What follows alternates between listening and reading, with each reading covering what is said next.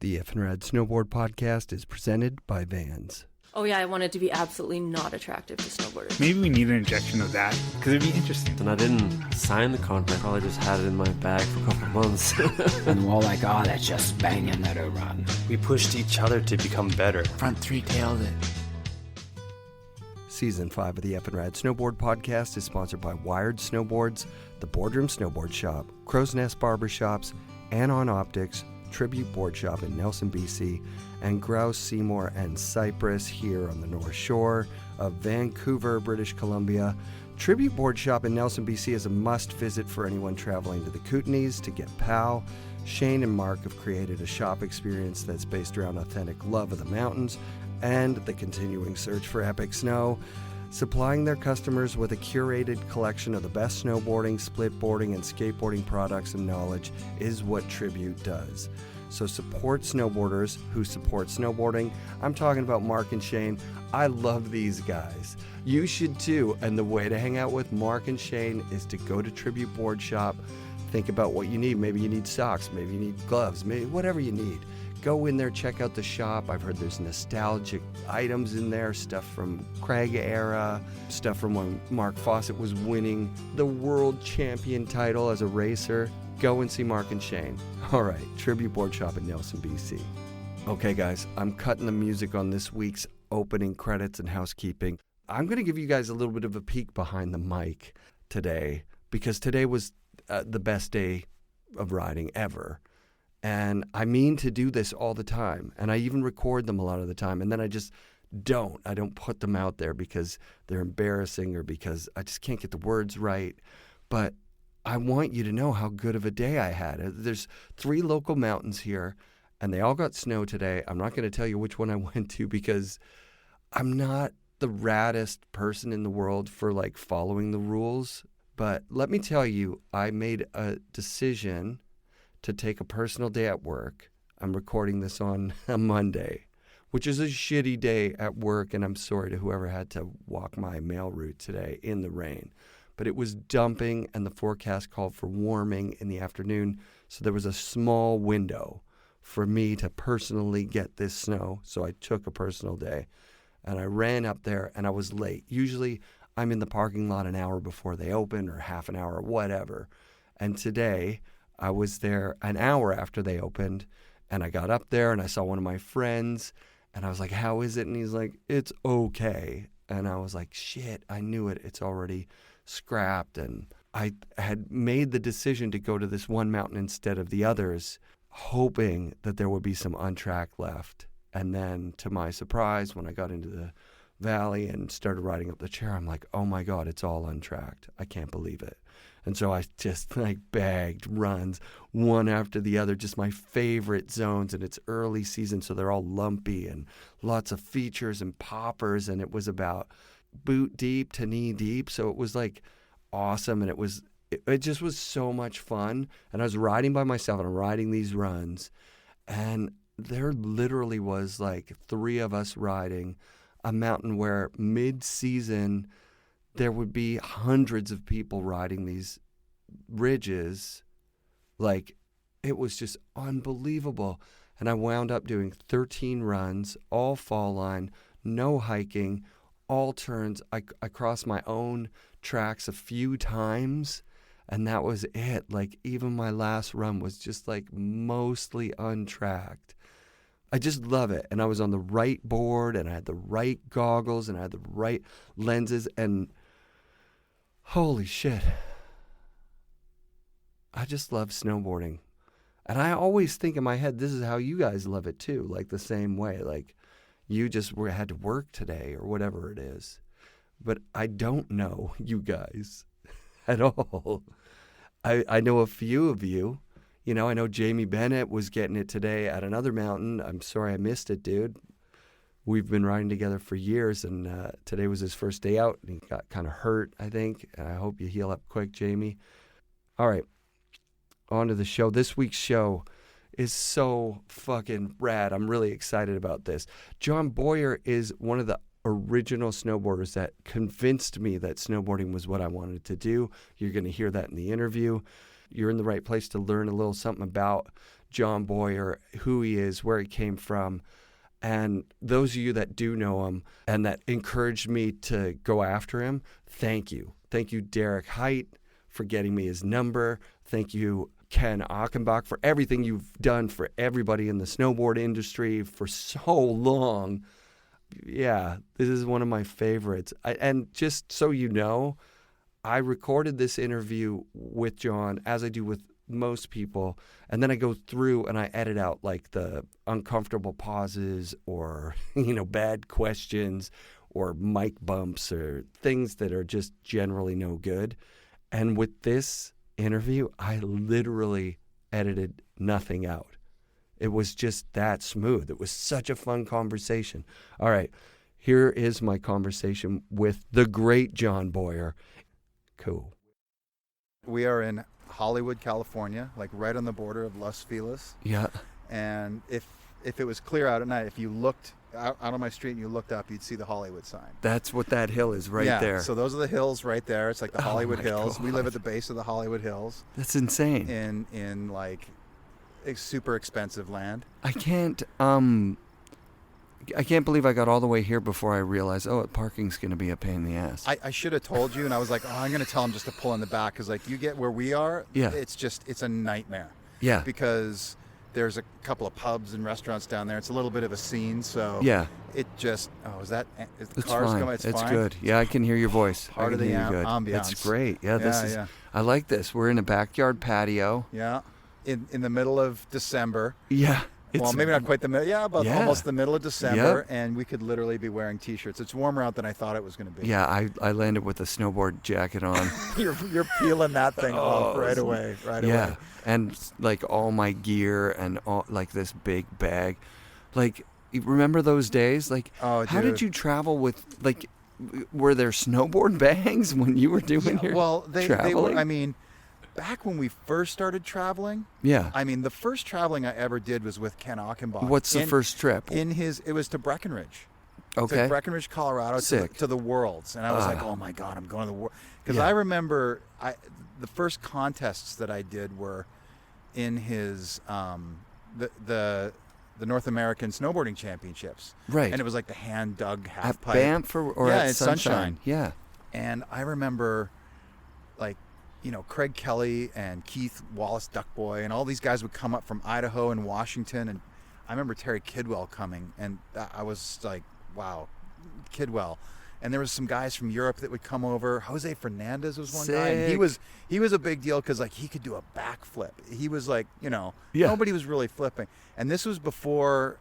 Remember that Sims video of Kidwell on the Tahoe quarter pipe doing the McTwists? This is before that.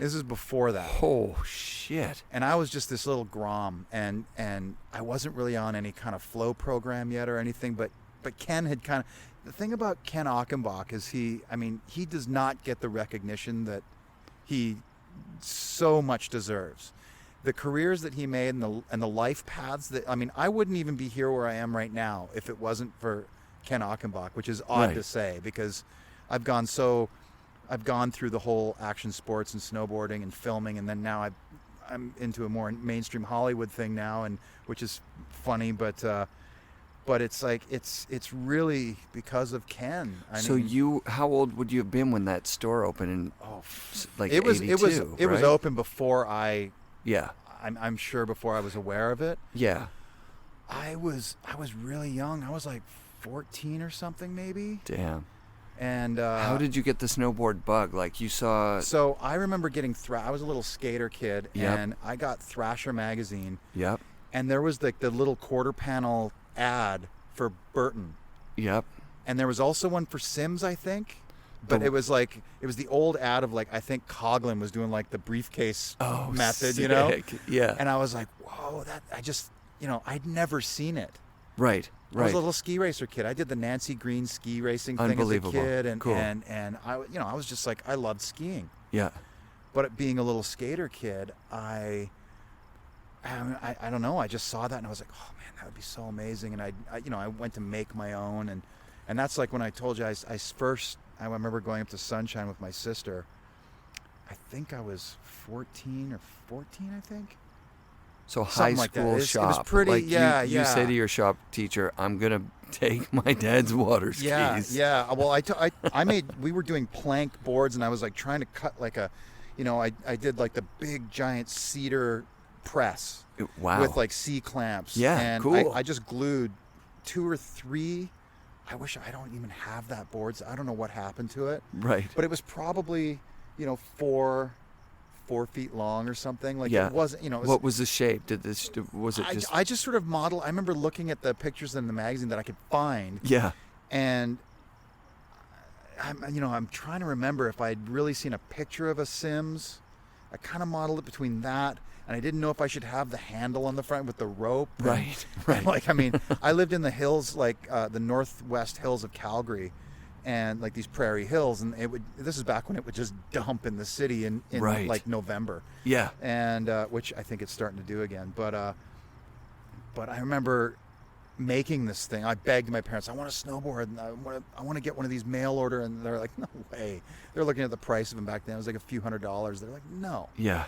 And so I make this thing, and I just would go out there every day in like, the tight ski pants, and like I didn't even know what boots I was wearing. I just had some Sorel like winter boots, those white. Remember those white boots? I had like them. Yeah. Yeah, like you see like the Felt lining. felt and, linings. and no support in any way. No Yeah, support. And I was doing it. I'd fall, but I'd glide straight down the hill. I remember the first run. My friends and I would go, and that first run I did, that I made it all the way to the bottom of the hill, and it was euphoric, Yeah. right? Yeah. I mean, I never felt anything like Meanwhile, that. you already know how to ski. You're racing. Yeah, I totally know how to ski. Yeah. I'm just a little ski racer. You can kid. turn. I can do it all. I've been skiing since I was like a little grasshopper. But and then, you get this euphoria from this like surfing, and because a it's thing this you new made. thing, and Yeah. I'm into skating, and Canadian kid, you're thinking, that dream that everybody has of surfing. You've seen surfing. Yeah.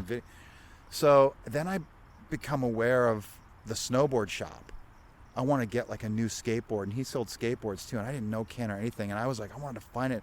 Oh, it's in Bowness, in this part, and weird address. My mom's like, there's no stores here. And she finally drives me there one day, and it's just like this house. Yeah. And I go, I think this is it. And I go, yeah, there's stickers on the window. And it was like sort of one of those houses where it's built above the garage up on a hill. Like Yeah. the driveway is like this hill. I go up, and it's like he had turned the garage into a shop. That's insane. And there was like maybe 4 or 5 snowboards in there. And he had some skateboards. I remember he had like a Hosoi and like the Lester and those old Vision boards. I was just like, I'm looking at this going, oh my God, like jackpot. Yeah.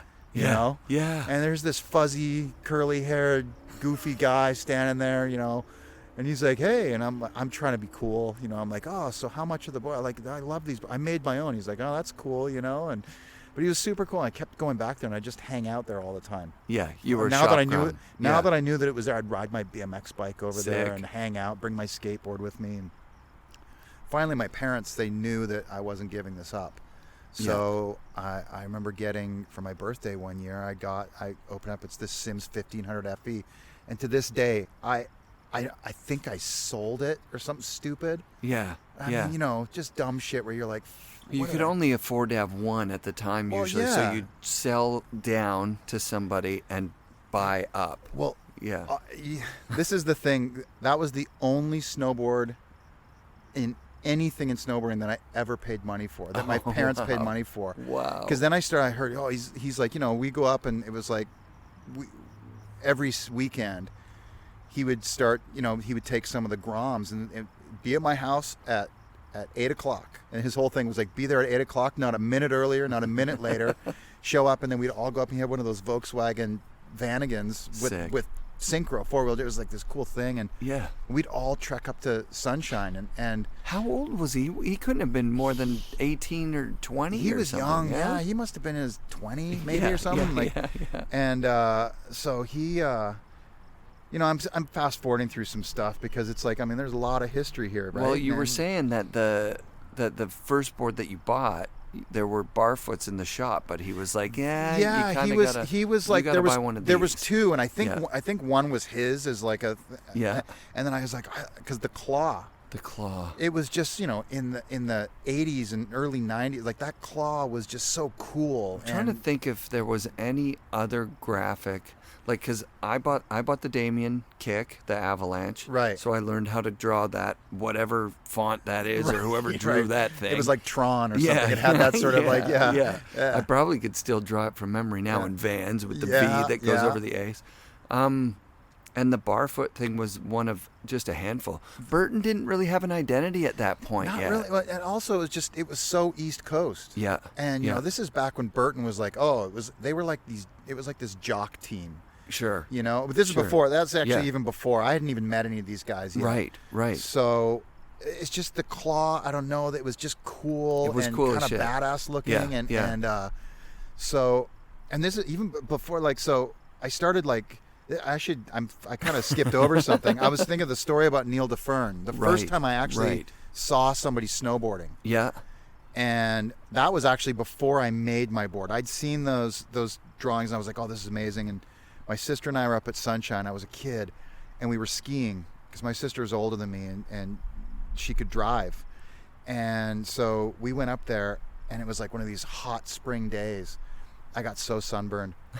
But I remember seeing Neil DeFern riding, this guy come flying down on this snowboard. So he was riding the lifts. He was riding the lift. Sunshine was the only, and I didn't even know. I knew nothing. Right. I learned. I'll get to the part about the snowboard pass and everything. But I see him, and so I was just like, I started following him, and I finally got up the courage to like try to get on the lift with him. Wow. Cool. And then I rode the lift with him, and I remember he had this board and it said Slayer on it. That's and I go, so that's dope. really cool. I go, I'm a skateboarder. Yeah. I'm a skater. And he's like, cool. I go, where did you get that? And he goes, I made it. And I was just like, what? So sick. You made it? I couldn't comprehend that, right? Yeah. Nobody was doing this shit. Right. Sorry, can I swear? Oh, of course. Okay, It's called the fucking Rad all Snowboard right, Podcast. fucking right. Yeah, that's right. So I'm like, I finally like, do you mind if I rode with him sometimes? Watching him, he's turning, and I was like, this is like, my mind was blown. Cool. And because I'd only seen photographs, and only a few photographs. Yeah, like I remember the one of Cab dropping in on the Lonnie Toft, and you couldn't really tell. It looked like they were having a skate session somewhere. Like, it didn't look like he was on a mountain. No, It right. looked like he was just bomb dropping off the side of some kind of little cornice thing. I remember that photo too. So watching this guy ride down, and I was blown away. He said, do you want to try it? No. And I'm like, really? He goes, well, what size foot are you? And I was like, at the time, I was like, I don't know. He goes, well, we'll make it work. And we go into the lodge. There was this little Sunshine was this crusty ski hill, and they had this little old lodge that was like a cabin. Sure. With a fireplace. And we went in there, and he goes, hey, you can try it for, we'll go out here, and I couldn't go on the lift. Right. Because I remember he says, you can't go on the lift, but we'll go up here this slope, just hike up, and then you just come down. And I tried, I couldn't do it. It was really hard. Yeah. I just squat down, and I kind of finally did. I was like, oh my God. And he goes, all right, cool. And, it was great. Nice meeting you. Unreal. And that's when I went and made the board and did all that. And so fast forward to what we were talking about with Ken's shop. And then I didn't know that Ken, knew Neil. Like, at that time, you're like... Yeah, what was the connection there? Were they just... Well, it's just like they all knew each other because it was such a small community. Oh, you want No, me to not turn at up all. your No. I'm like so excited. Oh, I'm okay. This is like, let me just gush a little for 1 second. Yeah, okay. During, not this exact time, but like a couple years later when I'm around 14. Yeah. I have friends who ski. I never skied, not ever. But I was a big skateboarder. I loved to skateboard. And somehow I started seeing snowboard parts in ski movies. Right. Remember that would be the thing. The Warren Miller movies. Yeah, the Warren Miller movies, and it would. You'd go and just wait. For that. Yeah. Movie. Yeah. You're like, oh my God, this is so sick, and there'd be like a windsurfing part and whatever. Yeah. And the narration. So I just went and watched Into the Snow Zone again. Oh my God. Because that somehow was maybe at the video rental store. Right. And my dad, we had the 2 VCR set up so we could record. And I just watched that over and over again. Oh, no like way. when I listened to it, because I'm fast forwarding to get to the snowboard part, and I saw that there's a part where the skiers are doing these insanely long airs, but the only thing they can think of to do is like Daffy. Yeah. And then this guy comes, here comes Chet Worthington with the windshield wiper. Yeah. And he's like going sideways. And then in your guys' part, I was like, that was, so seeing it last night, I was like, that was why snowboarding was so much cooler, was that nobody would ever take their board and go like 90, back and forth. Yeah. But in that part, when Warburton jumps off the cornice, he kind of flaps his board a little bit. Right, and I'm like, that. wait, oh my God, we sort of did that. And then you come off the same thing, and you're just like all style. Just dude. tucked up, proper. Like, when I watched that, I got fucking hyped on snowboarding. Right. And I knew I had to do it. Oh, because that's awesome. I felt like it's Canada. Yeah. These are Canadian guys. This is like, we can be like connect. Yeah, we this. can do this. Yeah, we this can is do it. this yeah. here. So sorry, not to derail you. No, but that was. I mean, those were they're good memories, man. Unbelievable. I've got so many how good rad memories that of that. And was. this is. I mean, this is taking me back to some really great memories, and yeah. So like, I started just hanging around the shop, and Ken going up every weekend riding, and then kind of getting into the thing. And he's like, you should enter the NORAMs, and I was like, what's that? You know, and he's like, I do this contest, the North American Snowboarding Championships. I'm like, it sounds really exotic and amazing. Yeah, like, yeah, North yeah. Americans, and all these Americans came up, and all of a sudden there's this whole community, and I'm like, holy shit, this is. I mean, I was just in awe of everything, and Craig Kelly, like seeing him, and he was on Sims. Yeah, oh, still, wow. like, yeah, this is like Wow. all of them are, and the whole Sims thing, and I was like, oh my god. Who was Keith Wallace riding for? Was he riding those? He was on. I think it was GNU. Okay, yeah, I'm pretty sure it was GNU. Yeah, and GNU had those long, skinny, super side cut, like way ahead, little short noses. Totally. They almost looked like a mono ski. Yeah, You know, but like yeah. all those guys would come up from Oregon and Unreal. Idaho, and you know, and we all just became fast friends. And I remember, and I'm gonna jump around a bit. jump it's fine. around a bit, Yeah. but I remember finally I was like, I'd win. I don't know if I ever won one of the amateur. I think I did win one. And I remember Ken saying to me, you should just go pro. I mean, I was like 16. Rad. I had only been snowboarding for a few years, Yeah. couple years, 2, 3. I started 13, 14, 15, something like that. And I go, what? Pro? Like, that just sounded so, like, really? And I remember him telling me, but once you compete pro, you can't go back. Like, if everybody blows you away, you're just going to have to get better and go. Right. And I weighed this decision. Like, I love it. I was just like, oh, man, like, really? And so he goes, look, Chuck Barfoot's coming up to the next, the 1 year. And he's like, you should go pro and, you know, show him. And I was like, yeah, I'm going to do that. Sick. And I did. I sucked, you know, like it was like, I remember Craig and Duck Boy and Keith Wallace, like they were so good. And that year Kidwell came up and they were just so good. Right.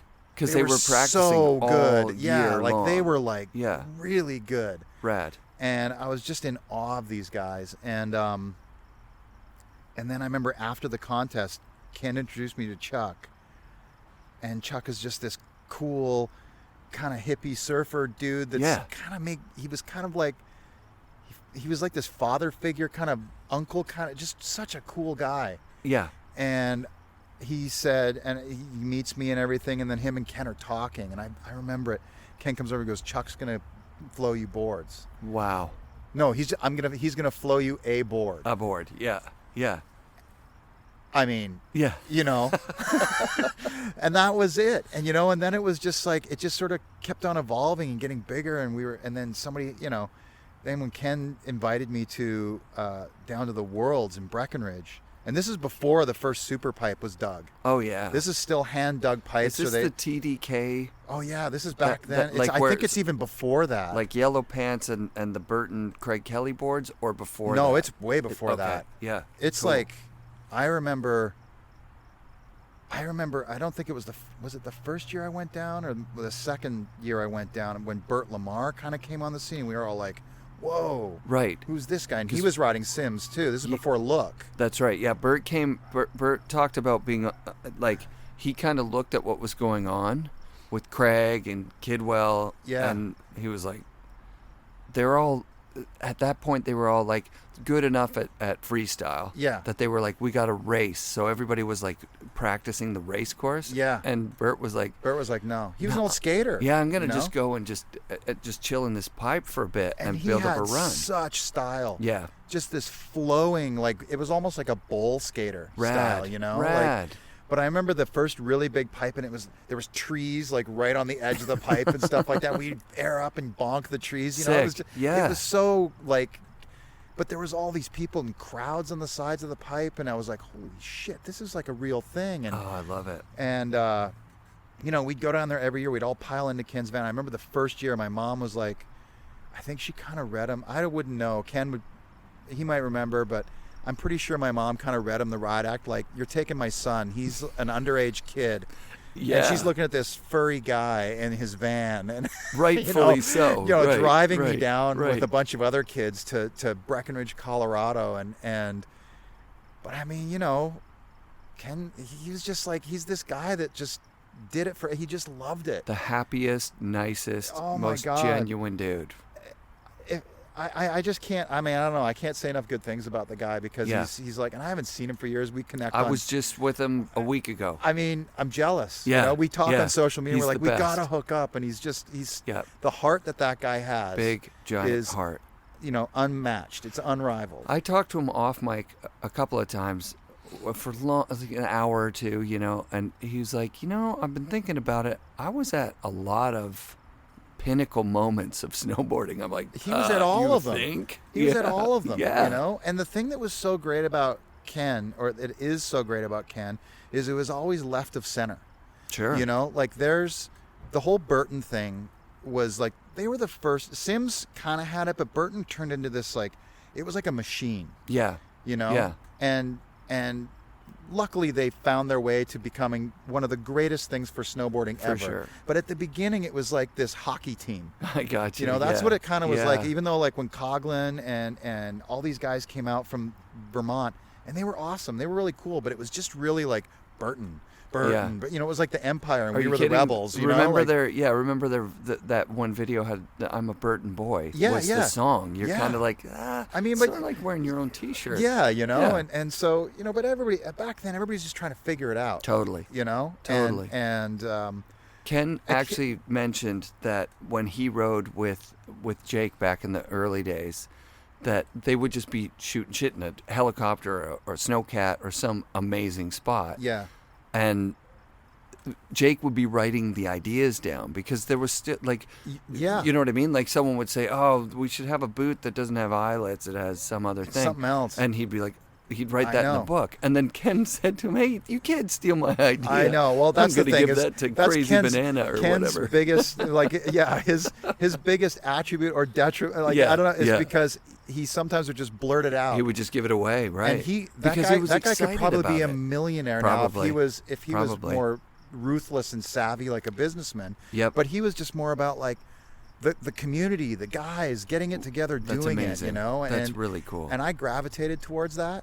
You know, I always did. That's what Barfoot kind of was to me. Like, I almost left Barfoot for Sims at one point, and you know, Right. this is a big leap forward, but I was crying. Right. Like No, it was, I of felt like course. I had betrayed something, and I crawled back on my hands and knees. Said, you know, and Chuck was so cool. He brought me back, and Yeah. they still gave me a model. That's so dope. You know, like That's so I was dope. just, and because back then it wasn't business, it was, and Chuck took things really personally. right. But I was Yeah. like, Chuck, they're offering me money. yeah, yeah, You know, cash, they're dude. offering me money and lots of boards, and then, but you know, Ken was, he had so many ideas. He was always trying to do things, and he just did it. Like they, you know, all the way up to like making boards and That like, twin tip. I was going to ask you about that. Okay, did you ride that? yes, Were you a part of that? I was a part of that. I wouldn't say that was all Neil DeFern. Okay. Yeah. Like, I will say this to anybody's face in the snowboarding industry. Yeah. The twin tip design Yep. was done by Neil DeFern. He was the first person to do it.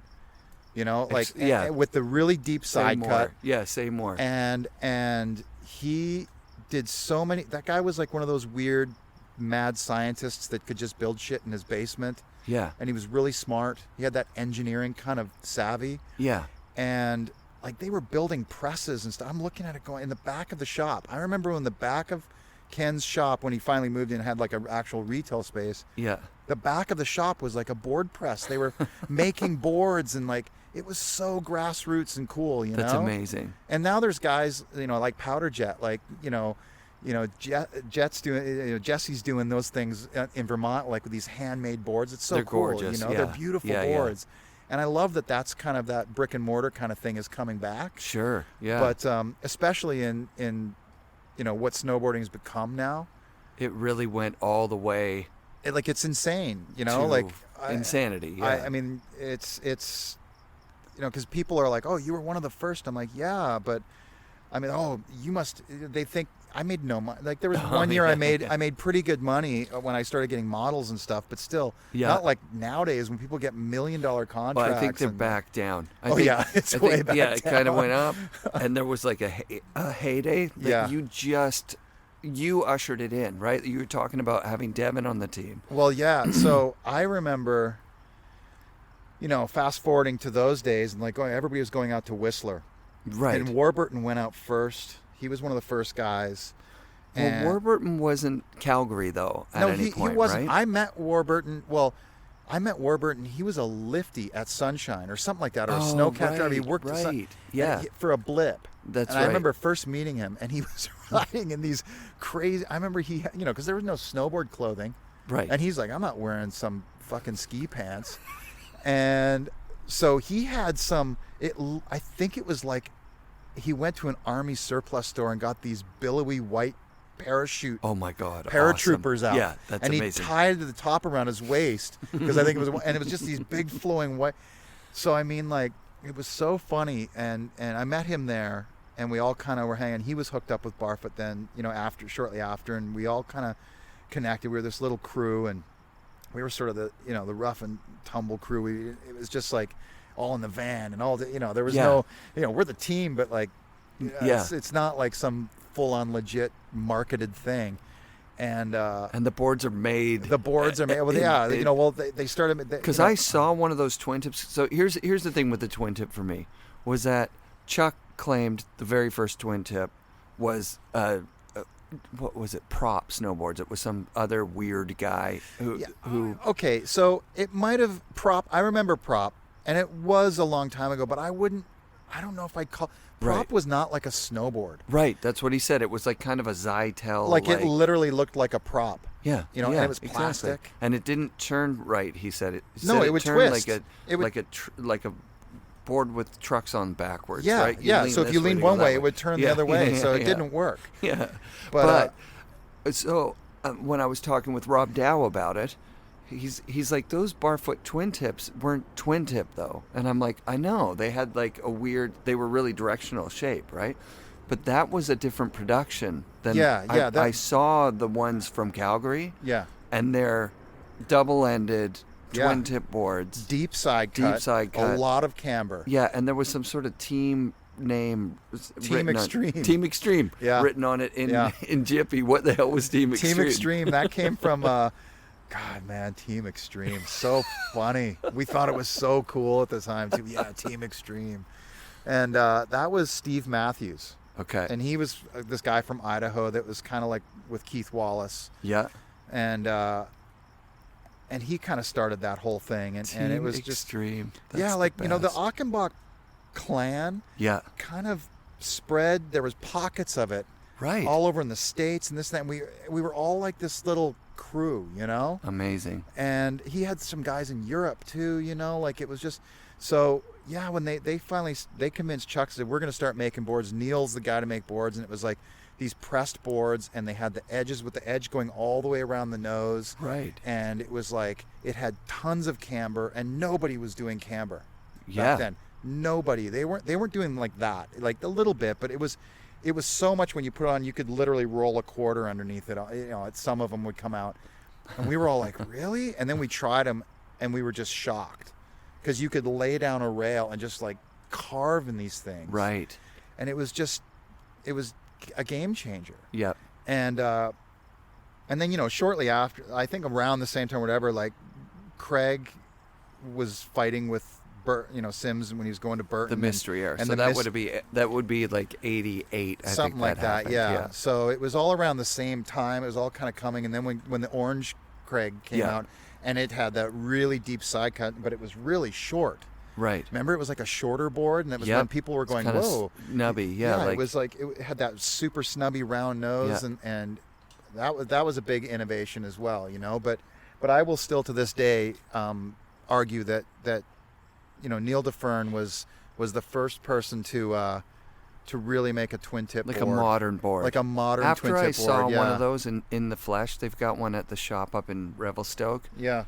And I was afraid to flex it. It's like little bits of things. The fiberglass coming out. Yeah, because yeah. I remember the smell too. I can remember the smell when like they would come out of the resin. press. Yeah. And it's just the resin and the smell, and I mean, it was just like, fuck, man, like that just that smell. If I smell that today, it just brings me back instantly. That's amazing. So it was so cool to be a part of all of that. Would you go down to, because Chuck was where? Santa Monica or something? No, right? he was in Santa Barbara. This is what bums me out is I didn't know he was in Santa Barbara. I lived in Encinitas for years. Yeah. And I finally, like, when I was kind of transitioning out of snowboarding, and I was like, man, I'm getting older, and I don't want to be the old guy trying to make it in action sports anymore, because the writing's on the wall. You saw Devun before Devun was Devun, and you're like, okay, yeah, that guy. Yeah, snowboarding, it started getting to the point where, marketing directors were being brought into companies that came from Harvard, right, and stuff, right. And it needed to. It had to get to. It was getting to this point where it was becoming a big global thing. Yeah. And I was a little weirded out by that. The ride thing. I've brought this up with people, because a generation right after me don't know that Ride was kind of this concept company where it was we're gonna not steal. We're gonna take great riders who already exist, put them on this team. We're gonna make good boards, excellent marketing, and we're going to take the company public. That was how they started it. That was, it was, okay, so that was Jamie Salter. Right, who I might have on the show, actually. Enjoy that. I've never heard anything nice about him. mean, look, I personally don't have anything bad to say about the guy because, look, he's tried to do something. Did he work with Kemper early on? Yes. He worked with the Kemper brothers, yes. Right? And then he, and Tim Pogue, and Pogue is awesome. I love Pogue. Yeah. I love him and Stephanie. They're just awesome. And he partnered up with him, and they had this idea for this great thing, and it's going to be like, they saw what the skateboard companies were doing, right? Sure. And it was sort of that time, the early 90s, when everything was like World Industries and all that, and then we're like, we're going to get this cool kind of skate-like team. They put those graphics, those cartoon graphics on the bottom of the board. I mean, the boards look like $1 million. Yeah. You could not keep those in. No. I remember getting stacks of them at the shop, 50 or 100 of one model in one size. Yeah. And we would sell out. Yeah, they'd be gone. Because it was just, and I was trying to do that with Barfoot. My your graphic program was epic. Yeah, Who was the graphic designer for Jeff those? McFetridge. So good. Ironically, he lives just around the street from me. And him and I grew up in Calgary skateboarding together. And Jeff McFetridge is he's sort of this artist icon now. Cool. He's part of this very, very cool elite Spike Jones kind of crew. He's amazing, but he's still this great guy. And he did I remember we did a skate zine. Oh, nice. We used to do a skate zine back in the day when we were kids called Straight Ahead. Amazing. It was so bad. Straight ahead. And now everybody's like, was it a straight edge mag? And I yeah, go, exactly. I go, no. And at the time we didn't really think of it because we were kids. Well, think about Trans World. Right. What is I know. I didn't even put that together until this year. I'm like, wow, Trans World. Yeah. If you tried to come up with that this nowadays, year, everybody people would be like, wow, that's really progressive of you. It's either progressive or very insensitive. Yeah. Let the trans people have Trans World, please. We're going to start a snowboard mag called Honcho. Yeah. But so Jeff did my graphics. Yeah, he did my first graphics, which was the guy with the hammer. Yep. And I remember I collected yo-yos, and I had this whole yo-yo thing, and awesome. And so he did this graphic. I remember going over, and he hand painted them. They were those weren't that's when I think sublimation was first starting. Sure. And my board was made. I designed the board, and I wanted to sort of go loosely off that twin tip design that Neil had done, and it was kind of a little bit of my homage to Neil, because he had passed away by then. What happened to Neil? I think that he was killed in that helicopter crash. The one with Don Schwartz Jon was Schwartz in, got burned. and Neil DeFern, holy shit, Patty Patron, and I'm spacing. I shouldn't, because it was so vivid. I was supposed to be on that helicopter. Oh man. And I'd just come back from a trip, and my girlfriend at the time, I said, I'm going to Mike Wigley's to go heli skiing. Yeah. And heli boarding. Yeah. You still say heli skiing. and because it was the Powder 8s competition, but like we could get a deal. I remember that. They used to do those Powder 8s. And we were like, we're going to go up and show those skiers how to do those. You know, sure. Yeah. And she goes, if you go, we're done. And okay. And I stayed home. Wow, that's a bad girlfriend. Yeah. But I stayed. And I remember the next day getting a phone call. Bad luck thing. Oh my God. And I was just like, what? And so, that was sort of my, I wanted that board to sort of be a bit of a nod to Neil. And that board kind of changed everything for me. It was like, I can't remember who I had my board. I think Palmer and I got ours. His clown board kind of came out at the same time. But his was really directional still at that point. It was pretty, pointy, it was pretty directional. Had the wavy tail. And Craig had his boards, obviously, and Kidwell has his. Yeah. So I was right up there with the first handful. Hell yeah. I was definitely the first Canadian, but Rad.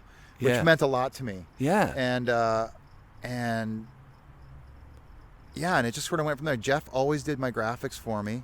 And I remember I wanted to, like, when the ride thing was happening, and I was kind of getting to this point where I wanted to be more than just a sponsored snowboarder. Right. And I wanted to, like, start a company, or I saw these people, so I wanted to do something. So I wanted Barfoot. I asked them if they would bankroll me starting a division of boards. Yeah. And have, like, I said, Barfoot should be, like, this cool, like, alpine backcountry kind of more surf, traditional. The thing that he's all about. The whole which is surf like cruising, surfing. like, just make them really clean, simple graphics, really, really, like, classic.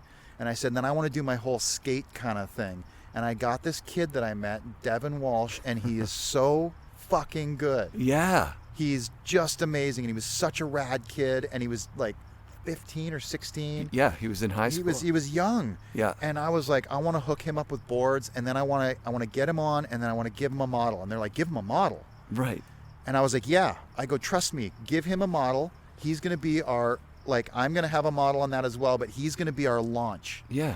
And we were almost going to do it. And then I can't really remember. It was like all of a sudden the money guy, the backer, he was just like, no, I'm not starting another, because Barfoot wasn't doing as well. He kept on looking at, like, Burton, saying, why am I not making this much? Right. And I kept trying to tell him, it's because you're not listening to us. Right.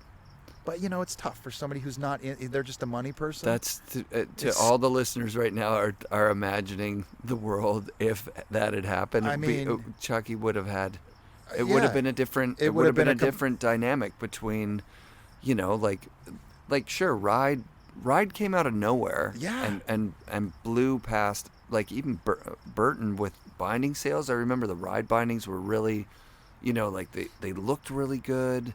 Yeah. They had all this new technology on them. Yeah, they had, it was the complete package. I was trying to do the same thing. Yeah. And I was like going to get Devin, and the next one I was going to get, I was talking, I remember Nate Cole, I talked to him about it, but I think he was going with Joyride. Yep. Because, Barfoot at that time was kind of like, what is going on there? It was kind of a heritage brand. Yeah. But no, it wasn't, because your boards were good. The problem was this. At that time, this is sorry, it's kind of arrogant for me to say that, but from a shop point of view, the problem was there were these new companies like Ride that were offering this, like, more complete line thing. Yeah, like it was like a whole package. We got bindings. Sorry for the private or the helicopter flying by. Nice. Now that's real Hollywood right there. Yeah. We got the helicopter flying over for everybody. So you've got, like, the Jason Ford came in a big longboard. Yep. And then a short freestyle board. Yeah. And then the Dale Rayberg. Or was the Rayberg the first year? There was an RJ, which was Russell and Jake Blattner. And like you started to see these lines expand to where they were offering, not like Crazy Banana when they had like 2 boards in 2 sizes and then like all this wacky clothing and weird boots and bizarre stuff, bizarre gloves and Yeah. weird things. This was like the board lines were expanding where you might get a 53 and a 57 and a 60. Like it gave you a range. Yeah, you were starting to see. It was giving you a what was range, happening, and it wasn't Burton. No, right. Exactly. Because there were some years that Burton went through some rough growing pains where people were just like, I don't want anything to do with but which bums me out because I was like, they were pushing innovation, like they were doing it in a very legitimate way, but it was East Coast. They always had something out every year that was like you needed to have that, like the custom binding or like when the they ruler first boot they first came out with that binding that Craig was instrument in designing, and everybody was binding, like, what the fuck is this? My feet don't hurt. Yeah, there was a left and a right. It was insane. It was crazy. It was insane. The high back is still proper to this day, like flat on the top and cupped at the bottom. I mean, it was like, it was just mind blowing. But yeah, so like I was really trying to do that, and I wanted to do it, and that's when it all fell apart, and they got this new marketing guy, and I can't remember his name off the top of my head. I don't want to throw anybody under the bus, but his name was but I just didn't see eye to eye on these things, and I was getting really disinterested in the direction a lot of things in snowboarding were going. Right. And I mean, I really loved the whole skate thing because I grew up a skater, but then all of a sudden when it turned into like all these little piddly tricks. Sure. And I liked big, just lofty airs, and I tried doing it. I got into it and everything, but at the same time, I was like, man, I don't know. I think I wanted to make films, and I was kind of transitioning to that. But I really wanted to make a company and start a company and get like these young guys and create this thing. Right. I kind of wanted to do what Chuck did, but then in this new world. And I had my eye on all these guys, and they just kind of balked at the whole thing, and I just told all the guys, I was like, sorry, man, like, it's not going to happen. And right, because Devun said he would have rather stayed with Barfoot than go to Never. Yeah. Because Barfoot, it was fucking Barfoot. It was kind of this thing, right? And cool. I mean, I got him boards, but it got to the point, I remember calling when you told me that, like, he said he couldn't get boards, and I remember calling Barfoot going, why the fuck aren't you sending him boards? Right. Well, we sent him a board, and I go, a board? Yeah. It's a kid. I go, this kid is the future. This kid is the future. And they wouldn't listen to me. Right. And they're like, well, what about you? I thought you're the... Right. And I go, yeah, but I mean, I'm sort of already there and established. We need to keep looking towards... That's an interesting dynamic, right? Because like, if you don't get it, you just don't get it. That's what it comes down to. Like, and talking with Chuck, he's banged his head against the wall a few times on a few things. Yeah. And it wasn't even Chuck. Right. Like this wasn't Chuck. Chuck at this point was like, he was doing his thing and he was part of it, but like there was marketing decisions being made. Yeah. And then but it was mostly what was his name? Dorsey Pruitt or Truitt? Dorsey Truitt was the guy that was money behind Barfoot for a while. I don't even know. And he was this guy from Maryland, Ocean City, Maryland. Wow. He was like an old race car driver. He's actually a really cool history of this guy. And but he had gobs of money. Right. And he just saw money flying out the door. Yeah, and he's like, you and me, Chucky, we're going to make this happen. It freaked me out. It freaked him out, I mean. I get it. But I was like, man, the missed opportunities. And I remember I remember moving down, and I actually lived in La Jolla with one winter. Or no, it wasn't the winter. It was like the spring or the summer or fall, whatever it was. In La Jolla with like all the ride guys, because I was really close with Jason and Dale and Jake. We all had a house together. Oh, rad. And it was awesome, like it's just a bunch of pothead snowboarders all hanging out and just surfing. What the hell goes on in La Jolla? I was talking to Dale today, and we were laughing. Remember when we lived in La Jolla, of all places? Why the fuck would we live? There's no snowboarding anywhere near. It was so weird, but we did, and it was kind of this little hub, and it was great, you know. And then I would travel from there. And I remember the day when, you know, I finally I almost started a company with this other guy. I can't remember his name. I feel bad for the helicopters flying by and everything. Stress. But I remember, you know, what was this guy's name? We were talking, and he was kind of in snowboarding, and we were saying, let's start a company. What would the name be? Do you know? I can't remember what the name was going to... I don't think we landed on a name. Right. But I remember us going and meeting. He goes, I got a guy that's going to finance it. That's going to bank it. Perfect. And I go, okay, let's go meet him. And he knew him through somebody in his family. And there's this guy from New York. He comes and meets us. We go out for lunch. And he's this full-on, sounds like he's from Brooklyn, and he's talking like this. He's always clapping his hands when he's talking. He goes, what do you need? Tell me what you need. You need $1 million? You need $2 million? You need $3 million? Oh, my God. I'll give you what you need, but you got to tell me when you're going to pay it back. And those words made me look at the guy that I was going to partner with. Fuck, what was his name? Trent. I can't believe I can't remember his name. I almost started a company with him. And and I just looked at him, and we were like, okay, well, let's think about this. And I walked in. He goes, this is great. And I went, I'm out. Because you don't want to have to be responsible something to pay back about $1 million something about bucks. this guy, the way he said that and his accent and everything. I go, what does he do? Oh no! You know, and right. You know, so I was just like, and so I was just getting like, oh man, I can't. Well, you grew up with Ken, right?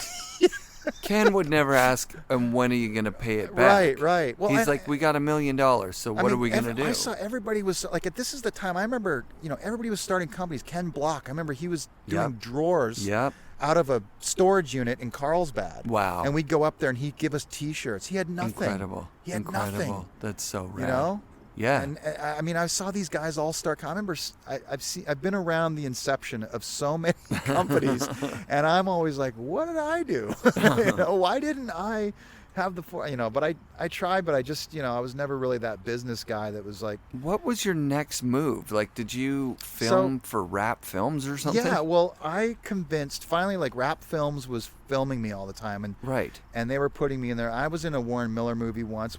I got one shot in a Warren Miller movie, and then I also got in a big one for me was I got into a Greg Stump film. Nice. And I kind of became friends with Stumpy for a bit. Yeah. And he's such a weird guy, you know. But and those films were his pivotal. movies were like The Blizzard of Oz. Yeah. Was groundbreaking, you know. I think and they like just did the 25-year anniversary. I think or so, whatever. yeah. And it's like that was like, well, I didn't like skiing, but I liked Glenn Plake. Me too. I was like, well, that guy his movies weren't awesome. like stiff ski movies. They were kind of like punk rock. He had all these weird guys. He had Glenn Plake, you know, this Scott mohawk. Schmidt. Scott Schmidt, like badass. Shit. Scott Schmidt, who skied like a snowboarder. Totally. 100%. Giant, big GS turns in powder. And I'm like, this guy knows what's up. Yeah, totally. And then I finally, you know, got approached by Rap Films, John Long, and this guy, James Angrove. And they said, we want to film you for our ski movie. And I'm like, awesome. And they did the you know, Into the Snow Zone or whatever, and they really put me into that. That was huge. Is it raining? No. Nope. Okay. So in the Into the Snow Zone thing, when I was watching it, I'm fast forwarding the skiing. I noticed, and I know now because someone mentioned it. I always was wondering, like, okay, Warburton has this history of, you know, being like the big guy, the first like guy at Whistler that was really like here. Yeah. Like everybody thought, you know, he's the best in Whistler or whatever for a year or two. Yeah. I'm like, what the hell is he doing in that fucking one-piece thing? That was okay. Again, that was them putting clothes on us because Quicksilver. I didn't realize it, and then when you watch the film, there's like an ad for Quicksilver in the middle kind of thing. Where Quicksilver like, gave money. They were like a sponsor. And there's somebody else riding in the exact same suit. They would have all these clothes, and I just saw black pants and some. I go, that's me. Yeah. I was like, I'm not wearing no fucking one piece. That's so gnarly. But we did, like, this is the thing, like, Rap Films, to their credit, we were the first people. Well, I'll get to that in a second. Yeah. So I finally convinced them. Said after filming with them for a few years, I was like, we need to make a snowboard movie. Oh, cool. And they were like, and I was like, no, like, really, we need to make a snowboard movie, and I'm going to direct it. Rad. And John Long's like, well, are you? And I was like, okay, well, you and me, we'll do it together. And And I never got directed by credit. I don't think I got. But I was, I edited it with him, and I was like sort of like the creative thing behind it. And I picked all the music. And What was the name of it? It was called "It's the Source." It's the Source. Yeah, and Jeff McFetridge also did my graphics, did the videos, the cover, sleeve. for the sleeve, I know and everything. I know the graphic on the sleeve. Yeah, and so we made this film, and I thought it was really good. I remember Sean Farmer getting, not Sean, was it Farmer? No, it was some of the Alaska boys. What were their names Jay again? Liska. Jay Liska. And what's his name? What was the? I just said it yesterday But I remember them getting really pissed because everybody was getting video parts. Yeah. And we made a film. Right. And he got at this premiere. He looks at me, he goes, "Where's my fucking part?" Oh wow. And I was like, "Dude, you're all over the film. Your name's all over the film. Like, Yeah. there's amazing shots of you." And He wanted a part. And he was like, "Where's my part?" Because everybody else in all these other movies were getting parts. Like Mac Dog had happened. Has Mac Dog happened? Oh yet? yeah. Mac Dog had really happened. close to that. So Mac Dog was very like, because his first ones were like Pocahontas and New Kids on the Twalk. Yeah, like New Kids on the Twalk, I think was the first one, wasn't it? Yeah, where Roach and yeah, Noah they had that weird like arm style and everything, and we were like, "Man, it's double pokes." And yeah. everything. It was awesome though, Yeah.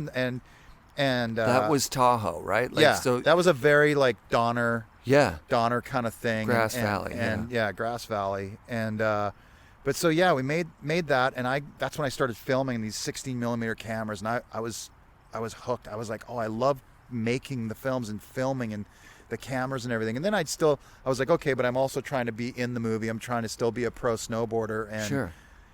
As it was kind of phasing, I was like in my 20s now, and I was like, I was just getting, I remember my last year as a pro, I think I traveled the world so much, and I snowboarded. I kept a journal of like how many days I rode. Rad.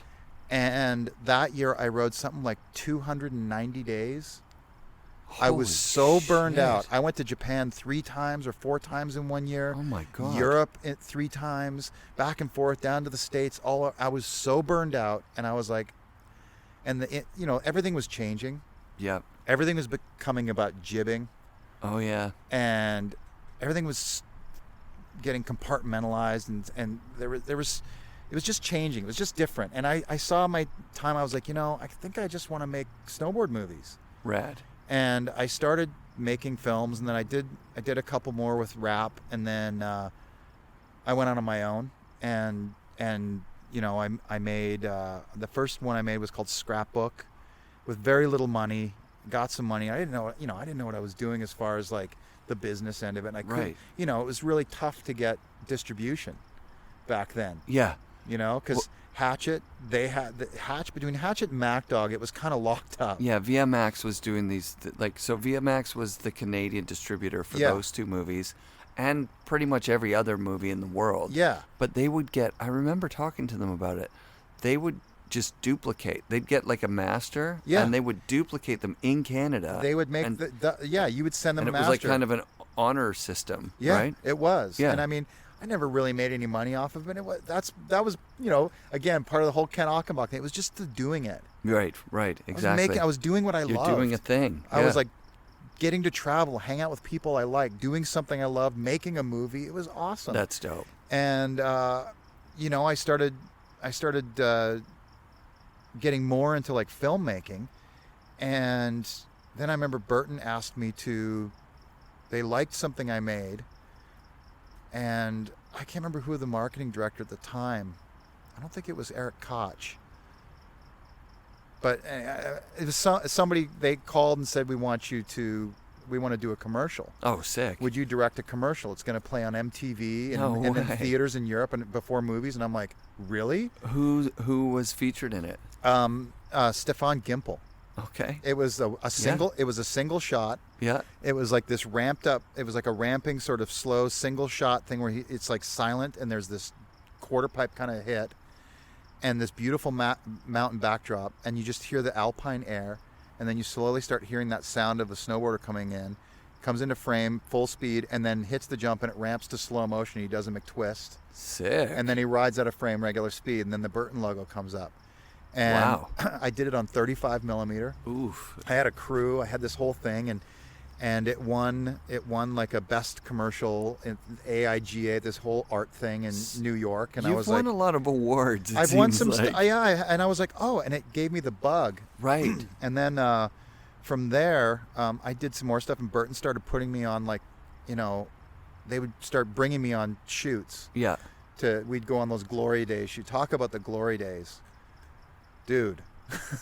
The glory days of the Burton photo shoot is, bar none, some of the best experiences I've had in my life. That's so rad. Like, you've seen the photos of, like, all the photographers in the white suits. You ever seen those? I was one of the photographers. Like, that was in, you know, Wow. those were the days when, like, you know, $50,000-$60,000 bar tabs were being paid. I mean, there would be 50 of us flown down to Chile. You know, there's like 10 photographers and filmers.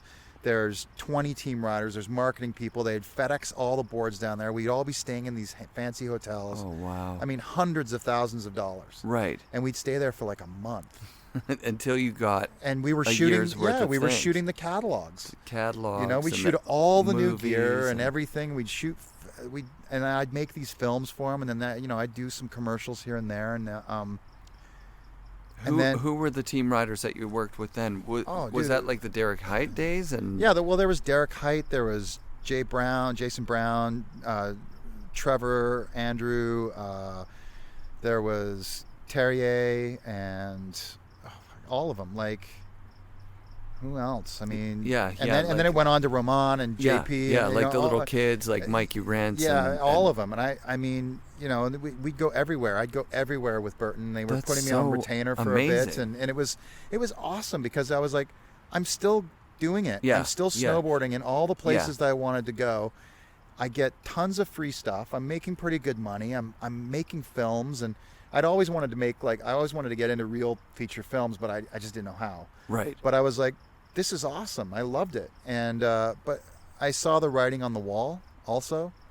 And then the year happened when Jamil Khan was killed Yep. on one of my shoots, Oh, wow. right in front of me. Like he was in my dude, I'm arms. sorry. That And that was really hard. I blamed myself a long time. Like, we weren't even going backcountry. We were going to hike the quarter pipe ASI yeah. in Tahoe, and he kind of, you know, actually I don't know if I even want to talk Yeah. about what happened, but No. it was just this thing. He wandered off to do something, and we were like, what? And it just happened, and that was the beginning of me getting fear for the first time. Right.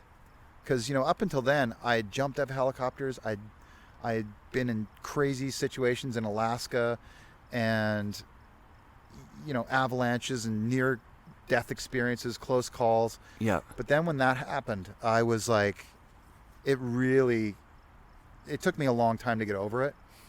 I could see And, that. you know, I blame myself. I know a lot of people probably who weren't there would put blame on my head, and I would take it because it was because of me that we were all there. I was making a snowboard film. Right.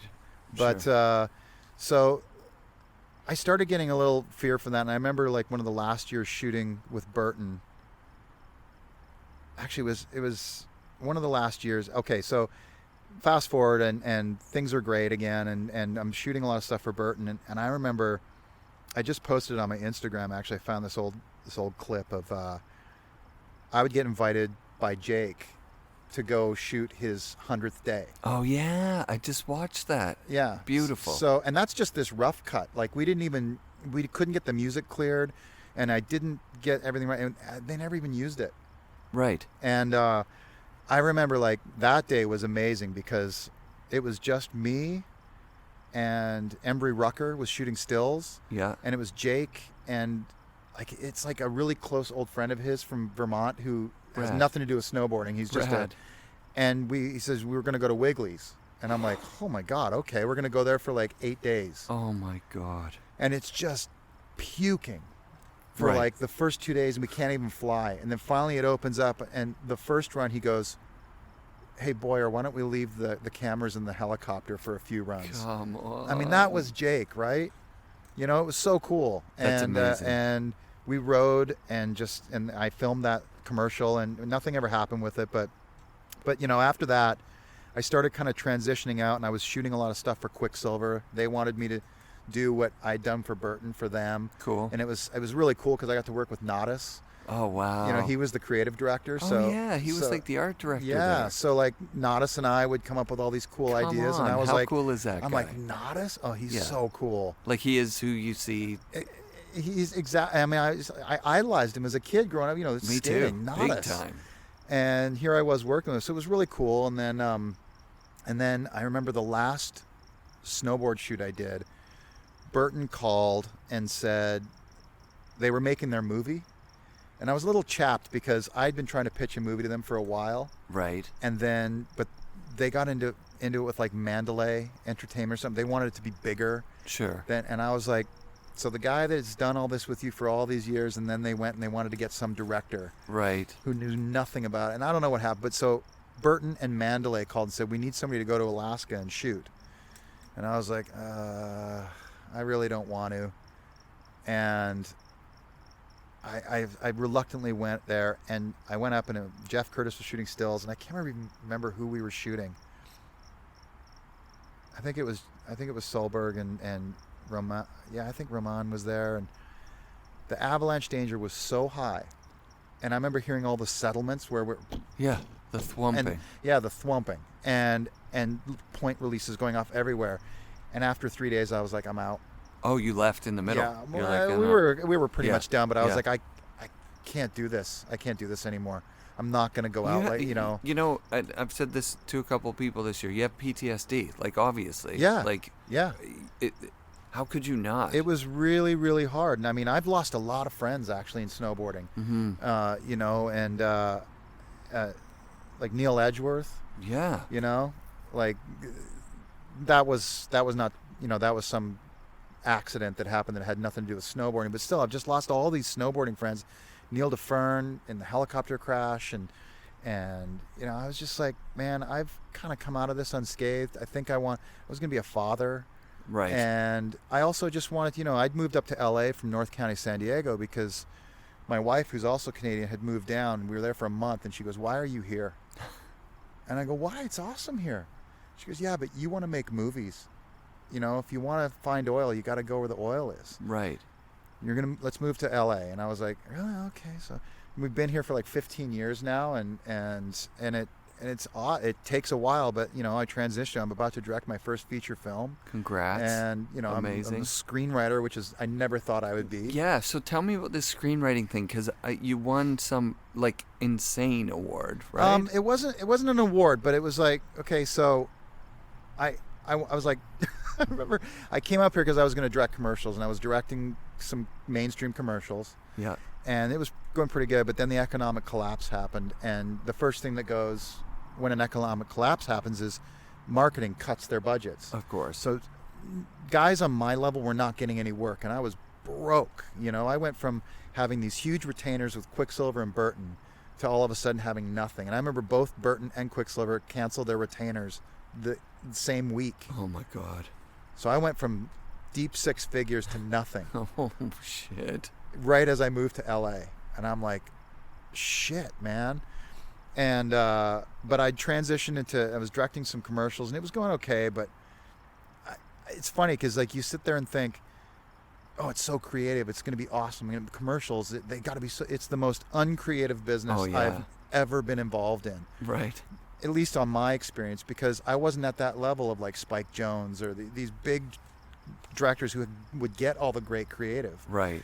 And it just kind of sucked, and I was like, man, I want to make a movie. So I was like, I'm going to write a movie. And my wife's like, okay, do you know how? And I'm like, no.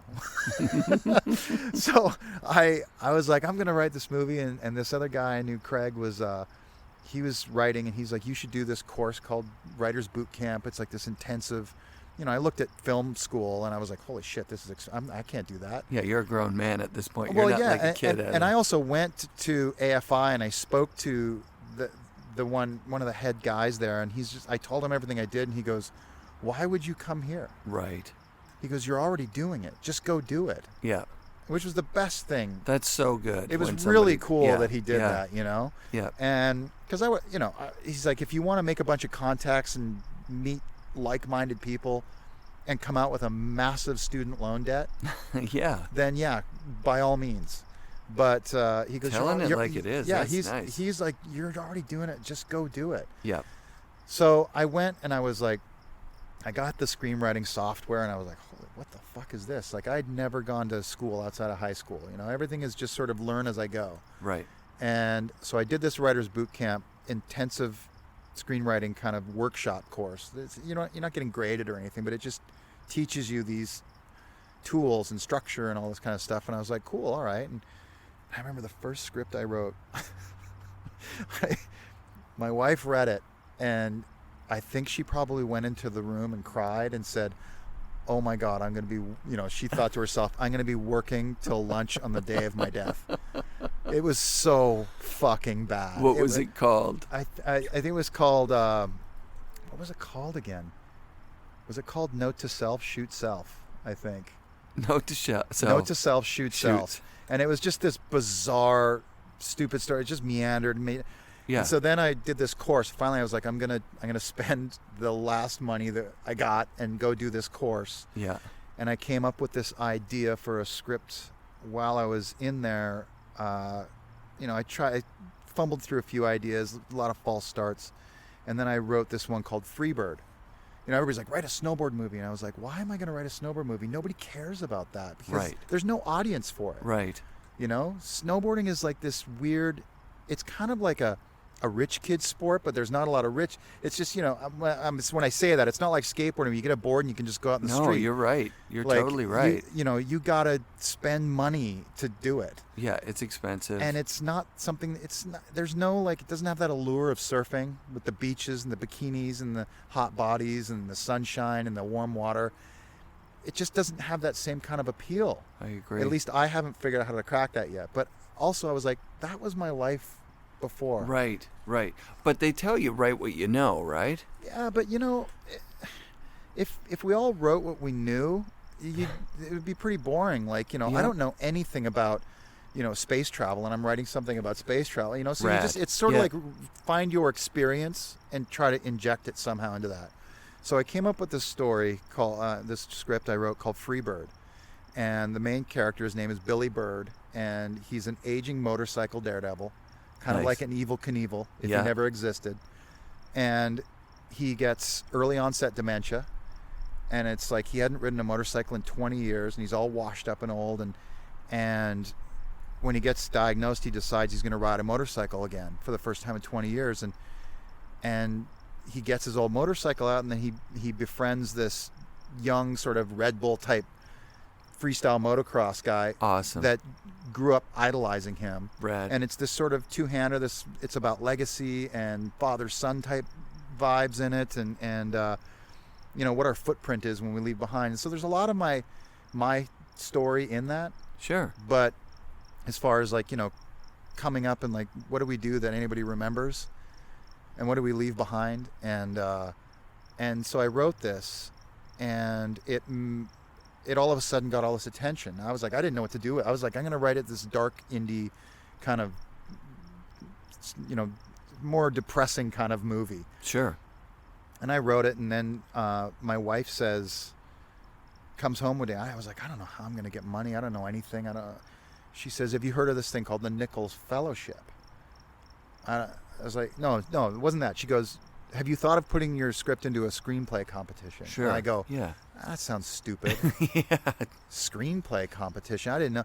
She goes, well, somebody I work with, their boyfriend who's trying to be a writer is entering his into the Nichols Fellowship, and it's done by the Academy, who does the Academy Awards. And I go, oh, well, that sounds legitimate. Yeah. So I looked it up online, and I was like, oh, this is real. They give away the 3 or 4 fellowships out of the winners, which is a $30,000 grant to develop a script, and it's it's immediately you're in the door. And I was like, oh, I'll try that. Yeah. But I was like, oh, there's only a month left before the cutoff, the deadline, and I only had a first draft, readable draft, and I thought, well, I'll try to do a rewrite. I didn't really get a rewrite done, and I got it half done, and I put it into this competition. I was like, oh, fuck it. My wife says, $50. What do you got to lose? Right. 9,000 people entered this thing from all over the world, and I got to the top 30. Wow. And all of a sudden they email you and say, you didn't make it to the finals. You made it to the semifinals. First the quarterfinals, semifinals. I was like, holy shit. Damn. And I was like, maybe I do know what I'm doing here. And the guy that called me says, I just wanted to say I was really voting for your script. I loved your script. Rad. And he says, so at the end of all this, we put together a list of all the names of the semifinalists. There's a lot of agents and producers and managers who request the names and your contact info. And I go, but you don't send the script out. And they said, no, and then it's up to you. I was like, sure. And then 2 days later, I had probably about 80 emails in my inbox. Holy shit. Of all these people requesting to read my script. What? Yeah. And then one of them was my manager. And we had this, he calls me and he's like, I read your script, and he flipped out and he loved it. And have you signed with anybody? And I go, no, I don't know what I'm doing. And so I signed with him, and then from there they called me later, and the producer of Life of Pi read it, and he wants to produce it. And I was like, holy shit, man, that's so sick. And then he sent it to all the, it's like, he sent it to all the agencies, and then all the agents wanted to know who my agent was, and I was like, I don't have one. Now I'm with WME now, and this is legit. This is like all legit. Yeah. Your wife my being wife, like, so the hey, lesson by the is way, listen to the woman in your life, because they know everything. But yeah, so it was like, I do have that story because I have friends that I've made that are grinding at trying to become a screenwriter. Right. And I have that story where it just kind of happened, but it's just because that one idea that you have that. Well, it worked though. You wrote a great script, obviously. Yeah. That's what it comes so down to go to the award that you were talking about, then it got I just feel like I'm bragging about this stuff now, but this I think that people should know. I think it's important. No, it's interesting to me, This is what you did in your life, and it's all because of Ken Achenbach. I will still say it, man. No, I do, because he had this entrepreneurial kind of like just go for it attitude, and I was like, there's this guy who was like my mentor growing up, was a guy who didn't have a college degree, and he's like, why not? His question wasn't like why, it was why not. Now I've adopted that ever since. So yeah, so it went on, and then there's every year they do there's a thing called the Blacklist, which is every year they do a list of scripts and it's like this blind thing where all the big producers, agents, studio executives, producers, they all give their list of scripts, their favorite scripts that have yet to be produced yet. Right. That they read that year, and it's called the Blacklist, and Freebird made the Blacklist. Oh man. Which is a huge thing. That's and then I was like, wow, and then you start getting calls from people, and so it's a grind. I've been doing it. I still haven't had anything made yet. I've been hired to write a number of things. Yeah. But yeah, and then I finally wrote something that I kind of stood my ground, said I want to direct this, and found a company, and sick. And, they're like, here we go. And the great thing is it's like a winter thriller kind of location. It's a slow burn thriller, but it takes place in mountains, a mountain lake. Cool. And we're probably going to shoot it all around Calgary. Oh, that's awesome. Which is like full circle for me. Yeah. It's in my old stomping ground. Yeah. So, yeah, it's odd how like I came from this kid from Calgary to snowboarding, to around the world as a snowboarder, to Southern California and hanging out with these people and working with magazines and Burton and this, and then now I'm a screenwriter. It's a wonderful life, buddy. I'm very lucky, but it's it's a grind. It's hard. It's I got you. Really, yeah. really hard. But, yeah. But I look at snowboarding now, and it's like, like saying when I was talking to Dale, and I was like, man, snowboarding is just so different now. It's, the glory days are over. I would agree with you there. And this is the funny There's thing. still cool shit going on. There's really cool shit going on. Which is awesome. There are a lot of people, like you mentioned you kind of have to be from a certain, economic background. You're not getting a lot of people that are, picking up a snowboard that are really poor. It Yeah. just isn't happening. Yeah. But there are a lot of people that still have that entrepreneurial, we're doing it ourselves spirit. Yeah. And there are pockets of it all over the place that are so fucking cool. No, I love it. And even on like on a larger level, like I love what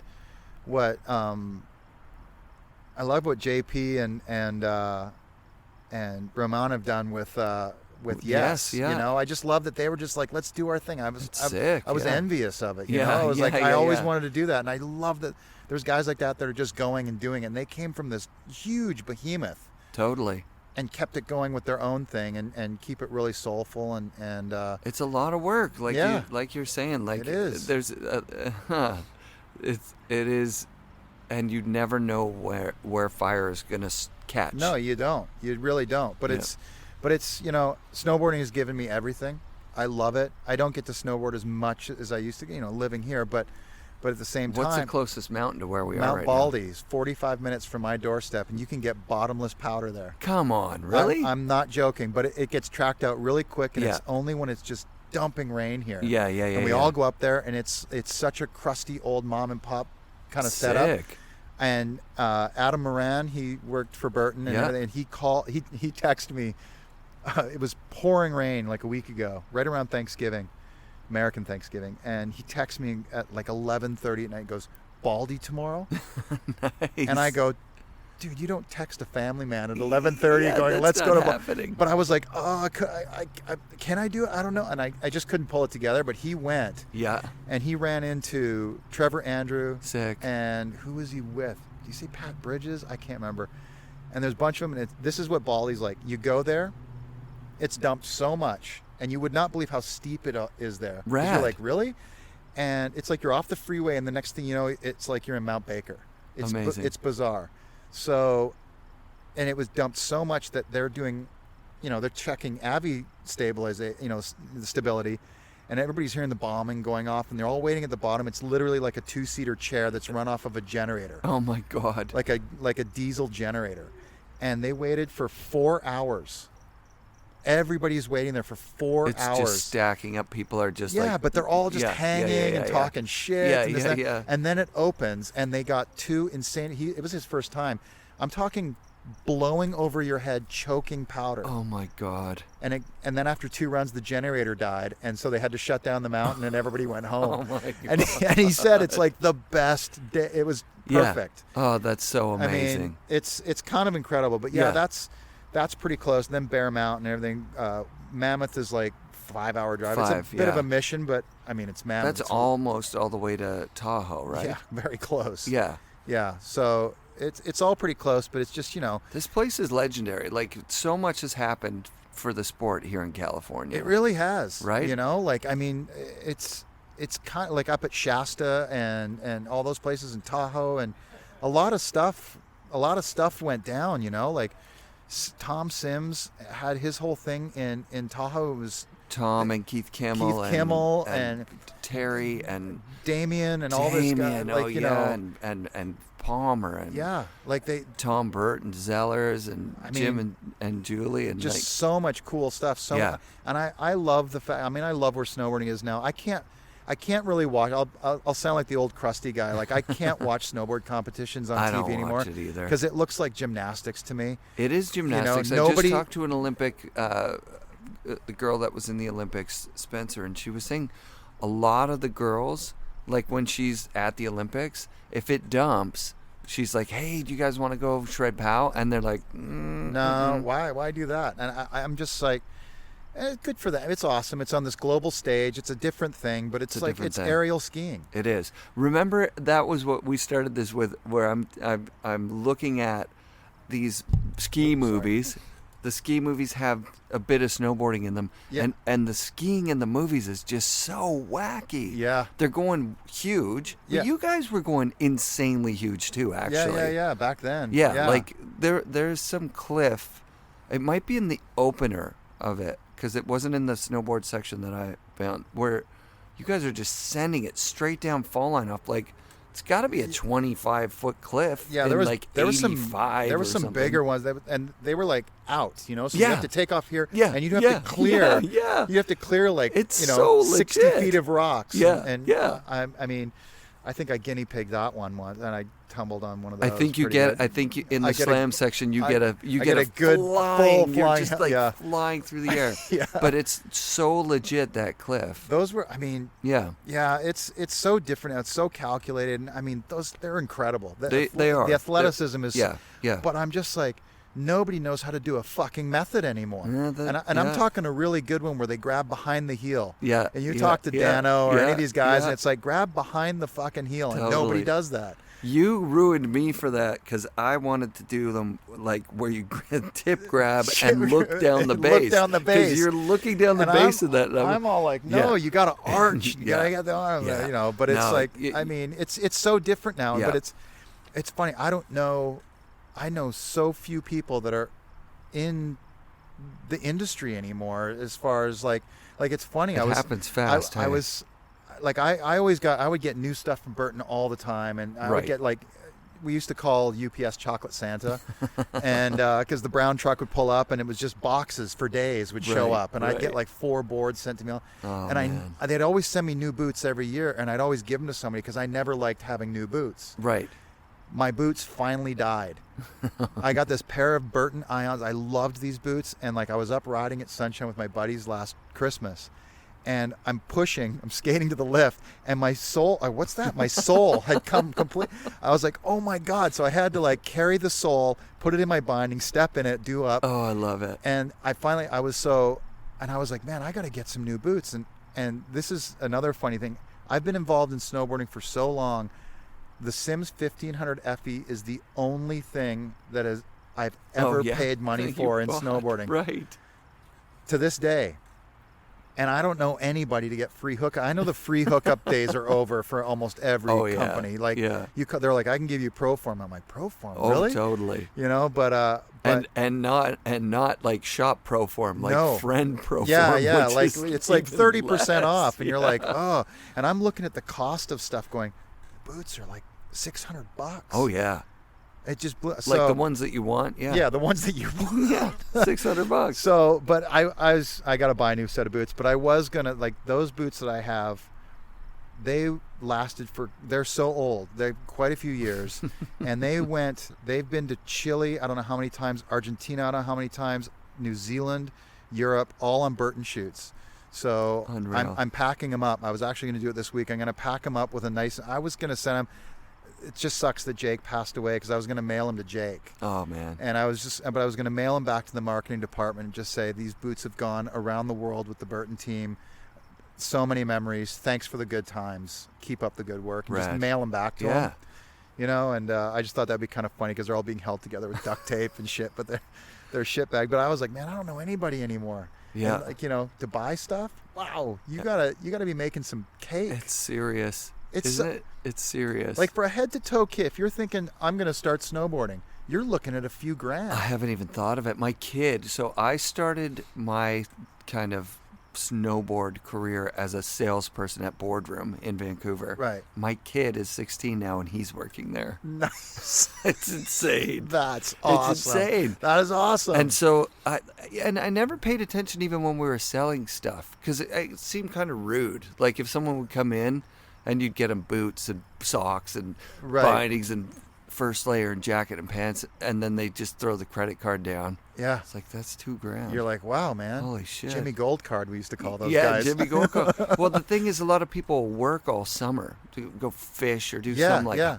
logging, some high and they paying just job. blow it all on some. And then you just know. come in and get, okay, I'm getting everything. Yeah, and I'm like, wow, it's so expensive. It's But insane. I still have good outerwear that's like pretty much brand new. Yeah. And I still rock the last, because I used to always get the Burton AK stuff because it was Oh, the best. I it have was an the AK best. jacket in the car. So Yeah. I have the winter camo AK Oh, stuff, sick. and it's literally like brand new condition. Awesome. Oh, we're getting rain now. Is that okay?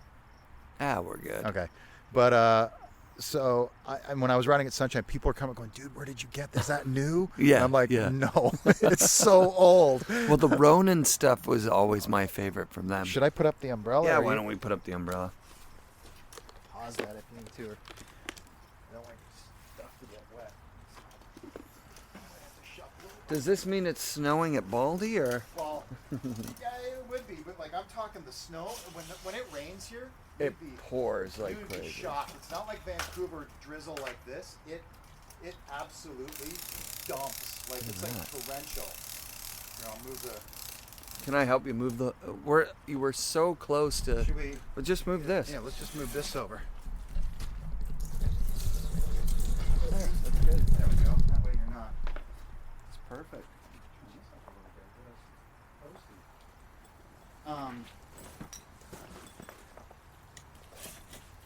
There we go. Love that we're sitting. There on we that go. here. Just Yeah, like no, that. when it starts pouring rain here, when it starts pouring rain, you can shuffle over. There you go. When it's like it's raining so hard. It's Yeah. like Like flash floods. It's in, like oh yeah, like Hawaii kind of stuff. It's like tropical. How? It just rains so hard, and then when it's doing that, like the other day in Baldy, they got like 4 feet. I heard this. And Like I heard I was coming down, and because snowforecast.com they exaggerate. They're Yeah. like, there is a chance it's going to snow 25 feet in the next 5 days. but like Mammoth gets it. Yeah. It's insane how much snow Mammoth gets. Where is do they have a lake effect or something somewhere near I there? have no idea why it does, but like at one point they had, like in Revelstoke when you're going through, the Rogers Pass and those, it's like, Totally. that's what it looked like the roads up in Mammoth. That's amazing. I couldn't believe it. I was like, this is not California. Well, I talked with Sean Farmer. He was the first pro that I interviewed. He had driven all the way up from Tahoe to Baker to ride, we got 12 inches of snow or Right. something. And he was saying, I don't think I can deal with any more shitty winters, because there'd been a couple in a row. Yeah. And we're having that in Vancouver right now, which is scary. Yeah. But it's December 7th, man. I mean, it's still, but I remember I remember living in Whistler, and fuck, it would be dumping by this time. Like I'm talking that elephant snot, heavy, just dumping. And we were thinking of the pillow lines that we'd try to follow Warburton down on. That's insane. It was. What were the zones in Whistler at that time? Oh fuck, I can't even remember the names of them. When was that Khyber shack built? Oh, was that built when you guys were I can't there? I can't even remember. Because you guys got to hike Flute, right? They didn't have They didn't have a chair on that side. They had at all nothing yet. there, and I don't know, man. And I remember the wind lip was a big thing back then. Totally. Which it's kind of Up behind non-existent now, isn't it? Or It's I don't still know. there, but it's so flat. A park jump is better. right? Because you can go bigger on a park jump. I mean, let me tell you though, I haven't been off the ground. I remember we were riding. It was 2 years ago. And my buddy says, "Hey, do you want to take a run through the park?" And I'm like, "Are you fucking high?" He goes, "Weren't you?" I'm like, "Doesn't matter what I was, man." Yeah. I ain't that anymore. Well, yeah, because the jumps and everything go bigger too, right? Like you were hitting shit in the backcountry before people were even in the backcountry. It wasn't like the cheese wedges, you right. know? Like there was I remember no cheese wedges. I remember the first year in one of the Burton shoots when we really built that cheese wedge where we cut the sides out to make it look like a cheese wedge. Yeah. And I remember standing up on top of that thing, looking down, going, "No fucking!" And everybody's going, "Boyer, hit it!" And I'm going, "No." yeah, I've heard that story from quite a few people. I can remember hearing about the road gap with Jamie Lynn. Yeah. That Brushy was there, and he just was like, "I'm not hitting that." Yeah. No. It's too big. The Baker Road gap. No, this was somewhere in Europe. I want to. I don't know exactly where it is. I think Russell Winfield was the one who told me. Right. Brush just was like, Yeah, no way. I'm not doing that shit. I'll do. And he does what he was such a superstar at the time, right? Oh my God. Style, Everything. He had no ligaments, man. The kid was like bendy, yeah, he was you know. so bendy. Everything. Yeah. Those were. And he was on Burton, like he was like the poster boy for Burton. Yeah. The fish board. Yeah. Oh, that fish. Holy shit. When that I think I have it here. Maybe I have it in a storage unit. I have like a P-Tex base from that board. Yeah. No way. Yeah. Oh, that's so sick. I have all of my I remember Palmer and I were going to trade boards once, just like one of our mini boards. Yeah. Just to have, and it never happened. I wished I would have had one of those. I used to have a mystery air, like one of the mystery airs. Yeah. I don't know what happened to it. I cut mine down, which that's insane. I know the things that we did. Like, I mean, I have 2 of every one of my models. Oh, sick! Brand new, still in like a that's awesome. A bag. Yeah, that I got to figure out what to do. I got a buddy who's been trying to get me to give him one to hang on his wall in his den or something. I'm like, no, man, no, I'm not giving you my fucking board. When a legit snowboard museum. Yeah, I mean, and it's funny because they're all popping up everywhere now, and you know. Well, did you see the Jim Rippey thing? Jim Rippey had one of every board that he'd ever had. Oh no, I didn't. And he sold it. I think it was $10,000. Somebody in Canada bought it. I think. Yeah. All like his collection? It was every single Jim Rippey model in every color. Wow. He just had it under a bed, you know what I mean? When I met up with Mike Rankwit, he had his original Swallowtail GNU boards, and he sold those for travel budget. Like, he's like, that's my travel budget. Oh, man. They're just, like, under my bed, though, dude. Like, what? I know. Like, if somebody really wants them that bad, I think he's smart. He's like, they're not going to be worth that much forever. You know what I mean? Yeah, to me, it's like, I don't give a shit about the worth. Right. To me, it's like, you know, I'm going to give them to my girl. My wife's like, you have to, that's the thing. I had to have 2 of each one of them. There was one I only had 1 of. Yeah. And I think it was the Angel Devil one. Yeah. And Tony Welch from up in, he texted me, he says, look at this. I saw this on eBay or something. This guy's selling it. No way. And my wife, I show my wife, she goes, buy it. Buy it. And I go, really? Nice. I'm going to buy my own board? Yeah, really? Yeah. And she goes, yeah, you're going to buy it so you can give it to your kids. Yeah. You know? And I was like, all right. And it's like brand new. That's sick. It was That's brand new. Sick. So I was like, oh, this is so cool. I mean, but Tony Welch is a man, dude. He's awesome. I love that guy. Love that guy. Yeah. He's got some deep history. You know, he was Craig Kelly's like childhood next friend, neighbor. Yeah. Like, just like they lived on the same block. Oh, they were like something. BMX kids. Like, I've known him. I remember we'd go down to Baker and see, you know, the Howitts and I keep on every year. I keep telling myself I'm going up to the bank slalom. You should come. I always want to try to do it. I got in this year. This is the first time ever for me. I forgot to, like, you know, the cutoff time and everything. Yeah. And you know, Welch is always like, just email Gwen, and I'm like, I don't think she's gonna remember. Oh, is it dripping onto your stuff for you? No, okay. It's outside the table still. All right, we're actually getting a lot of rain now. That's kind of dope. Dripping. But it's. I was like, man, I don't think Gwen would remember me. He's like, dude, she'll remember you. I was like, maybe, but yeah, those were. I would love to get up and do the bank slalom. I want to do the one where it's like you got to ride the old board that you rode back in the day. That would be cool. Yeah, I'd love to do that, but I don't know if my ankles would forgive me for what I'd have to be.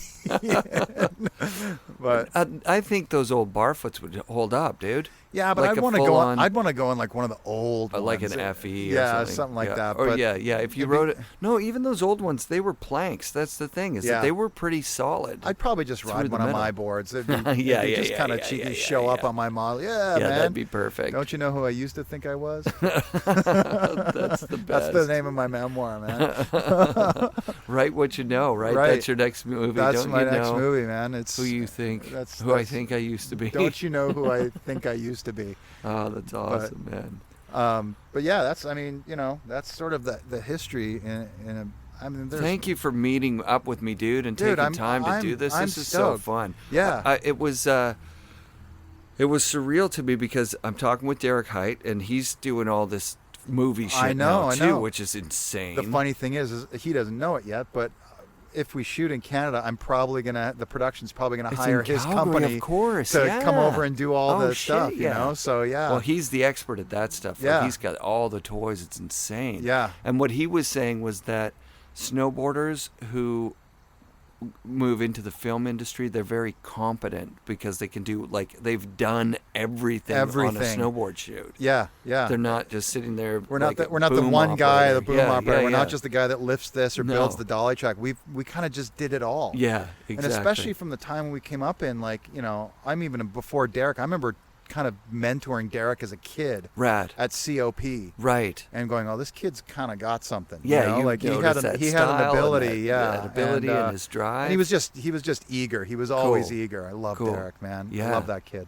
Yeah. Kid, he's a grown man with a child, but you know, Yeah, to me, yeah. everybody's a kid. Yeah. But yeah, you know, it's funny because we kind of did it all and made it up as we went along, and I love that I was a part of that. The only thing that, you know, hurts my soul a little bit is just how unfamiliar with its own history snowboarding is. It is a little. And- And I'm guilty of it too. Like, before I started this podcast, I really didn't know, because we never looked back. Well, no, that we was the didn't. thing. We just were always looking at next year and what's the newest thing. Yeah. Oh, it's going to be step-ons or whatever, you know. And we like, you didn't want an old board. When I started with that ketchup and mustard Craig Kelly, Right. you didn't want something older than that. No. Because no. it was kooky. It Well, looked well, wrong. that's the you thing know? is, like, Yeah. snowboarding was all about this progression of Totally, technology and everything, totally. where it's like skateboarding is just this very, you know, grounded. It's like surfing, you know, it's a really Surfing, grounded skateboarding thing. both It's have just like that. you just have your board and you go and do it, and it doesn't cost you anything, and it understands where it came from, and you know, like you mentioned Ken Ockenbach's name outside of a certain age group, and well, even Jamie Lynn. There's kids now, right, like, that are right. just superstars, and they have no idea who, outside of Craig Kelly, like, everybody will know Craig Kelly, I think so. but there's people, I think, that still don't even know who Terry Kidwell is. Oh, for sure. I didn't know enough about Terry. You know? I really just didn't, because he was still doing it in our era, right? Like, he Right. wrote for Luxury, he wrote for Apocalypse. Yeah, he was trying to hold on to it for a really long but time. that's what it kind of felt like. It was like, this guy used to be someone. He Yeah. was world champion when it was easy, it seemed like. Yeah. And it's rude for me to say it, But because that's when but you that's go the back perspective, and you know, look, because you look at a world. There is Yeah. no world champion now, which is oh, funny. yeah. There's no there hasn't been one worlds, forever. you know. But yeah. but it's, you know, but still, it's like, I don't really care about the accolades and the recognition and all that kind of stuff. But Right. I don't even know. Is there a snowboard Hall of Fame anymore? Or was there? There was kind of one, or some. Wasn't Transworld trying to do? I remember Transworld was. Transworld gives the Legend Award. I mean, they used to. And before they- and this is the yeah. thing is, I was like, Ken Ockenbach never got that, I don't think. Yeah, he probably didn't. And I just thought, really? Bec- I was at yeah. I was at the first dinner with Ken and Kevin Kinnear and Guy Motil when they were from Transworld Skateboarding Magazine. And they Wow. said, we were in Breckenridge, and we went for dinner with them, and they said, we're making Transworld Snowboarding Magazine. Rad. And I was like, what? And I just was so, and the very first cover of Dave Ockenbach, Yeah. and I was there, and we were all hitting that quarter Oh, pipe. sick. Yeah, like I was at that photo shoot. That's a Guy Motil shot. And he told me that it came down to, there was like me, I think Evan Feen was Yeah. there too, and the reason they chose Dave's shot was because his clothes were brighter, Yeah. and the sun was between his Yeah, arm yeah, it was and a the board, crazy and so shot. it just, you know, for the time. Yeah. He goes, otherwise, like, my air was bigger, Oh, and this sick, and that, and I was sick. like, oh man, and to this day I was like, man, I really wish, if there's one thing I wished I could have just landed that first cover of the Oh, of the that'd snowboarding be- magazine, because nobody knows who Dave Ockenbach is. He didn't really do anything in snowboarding after Right, he right. just kind of, you know, he did his thing for a while, and then he was kind of done. And Yeah. I don't even know where he is now or what he does. Or You know what? I've never even asked Ken what's going on there. I mean, I have no idea.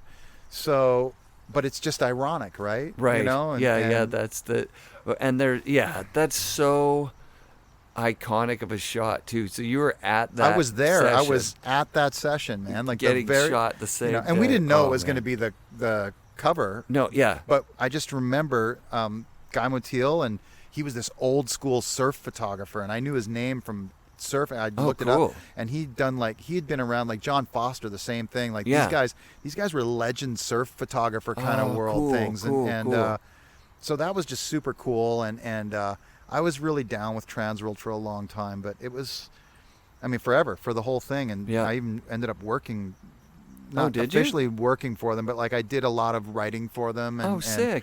And that's, part of the transition, right? I was just getting into other things, and I always like telling stories, bullshitting, figuring out a way to make a buck. But it was, man, like I'm very honored and proud to be a part of like the inception of a sport that gave me everything. Yeah. And I know that there was guys that were before me that were, there was some crazy European stuff going on, but like when it really kind of turned into this, like the signature models and like it was getting to be more like skateboarding. I love that I was a part of all that. Yeah. And I saw a lot of really, really cool things and met a lot of amazing people, lifelong friends. That's dope. It's such an awesome community. Like people that I haven't seen in years. Like I haven't seen Alex Warburton in years, but if I see him, it's like no time has passed. Yeah. Same with Ken. It's like old brothers, and Dano and all these people. Like it's just that doesn't happen everywhere. They were always celebrities to me, all those guys, and so like this podcast, it was crazy for me. The first time I had any sort of inclination that this was going to change my life a little bit was after the Ken interview. Right. We're not on mic anymore, and he says, "That was fun, and I made a good friend." And I was like, "I'm not your friend, man. Like I'm just like some like Grom like looks up to you guys."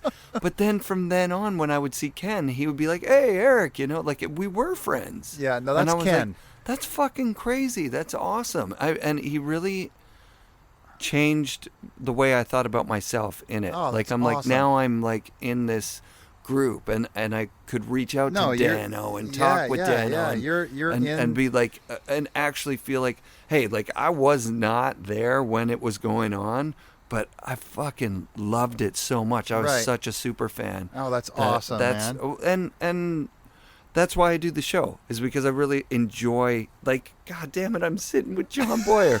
Like, that's a real thing, God, man. Dude, it's insane. No, it's really a cool thing that, I mean, that's Ken, though. That's very much like him. But it's, I mean, that's what I love about this community, man. It's like, you can fall right back in, and everybody's, oh yeah, you got that kindred kind of thing, and it's very, especially the old guys. It's still there. Especially the old guys. I think, when you talk with the old guys, they almost always mention a bunch of other old guys. I mean, that's all we got, right? Yeah. But, which is rad. Yeah. But I mean, it's just been an honor to get to meet people. And thank you for telling your story and for having me at for your this, house, man. dude. This is awesome. I've enjoyed talking. I haven't talked about a lot of this stuff in a long time, so it's fun. I love it, man. Yeah, it's what I love to do. That's why I was like, I gotta figure out how to work this out. I felt bad, and like my wife's like, it's kind of late. I go, come on. Right. It is kind of late. No, but she's like, I don't want to. Are you gonna do this in the house? I don't want to hear you talking about this.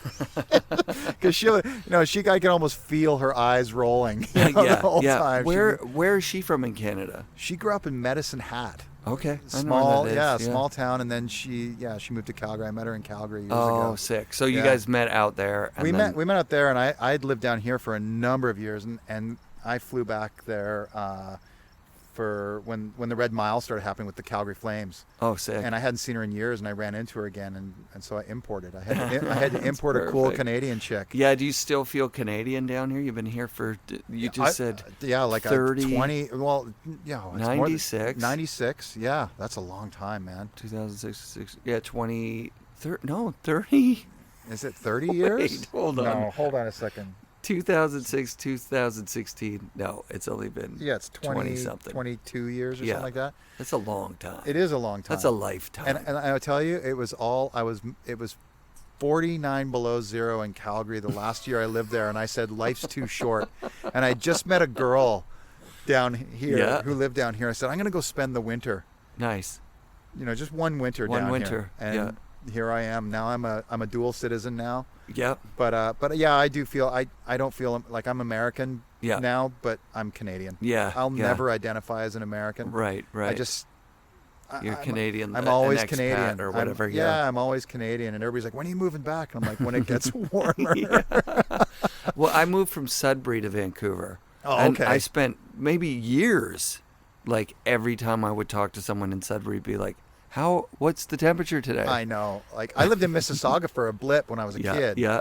And I remember, the winters. It's nasty. But Calgary winters are hard, man. Minus 49 is unprecedented. That's yeah. just fucked up. It's bad. That's what I wound up saying eventually was like, you don't have to live here. Like, I there know. are other places. Yeah. that don't there's have things about this. it that I miss, but like, and every once in a while I'm like, why am I in fucking LA? But I really love it right now. Like it's home. It's kind of wild. It's a weird place, and I dig it though. Like, It's crazy driving up here. It feels like I'm in a Tom Petty song or something. It is. All the names of everything are You could literally song drive lyrics. on Franklin that way for about 10 minutes and turn up Laurel Canyon, and you'll be right where Tom Petty and all that whole crew were recording all those Oh songs. wow, that's so rad. stuff like that's really There's a cool. lot of heritage here. Hey? Yeah, there is. Like Charlie Chaplin's studio is just down the street, God which damn. is now the Muppet Studio.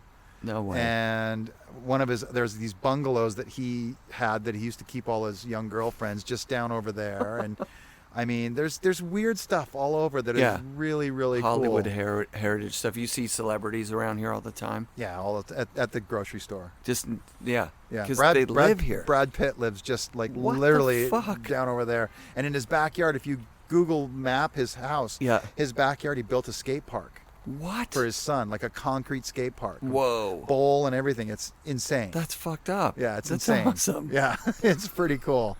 But yeah, they're all over the place. They're like cockroaches around here. Yeah, Man. I remember I saw Sylvester Stallone in Whistler. Oh yeah, and I was like, holy shit. He's an interesting looking character. He just looks like a little mini Sylvester Stallone. He's really short. Yeah, I was like, what the fuck? I know. There's like a little guy who looks exactly but he's like this wide. No, he's like massive. You ever seen his daughters? Nuh-uh. Mind blowing. Like, They're like unicorns. They're so beautiful.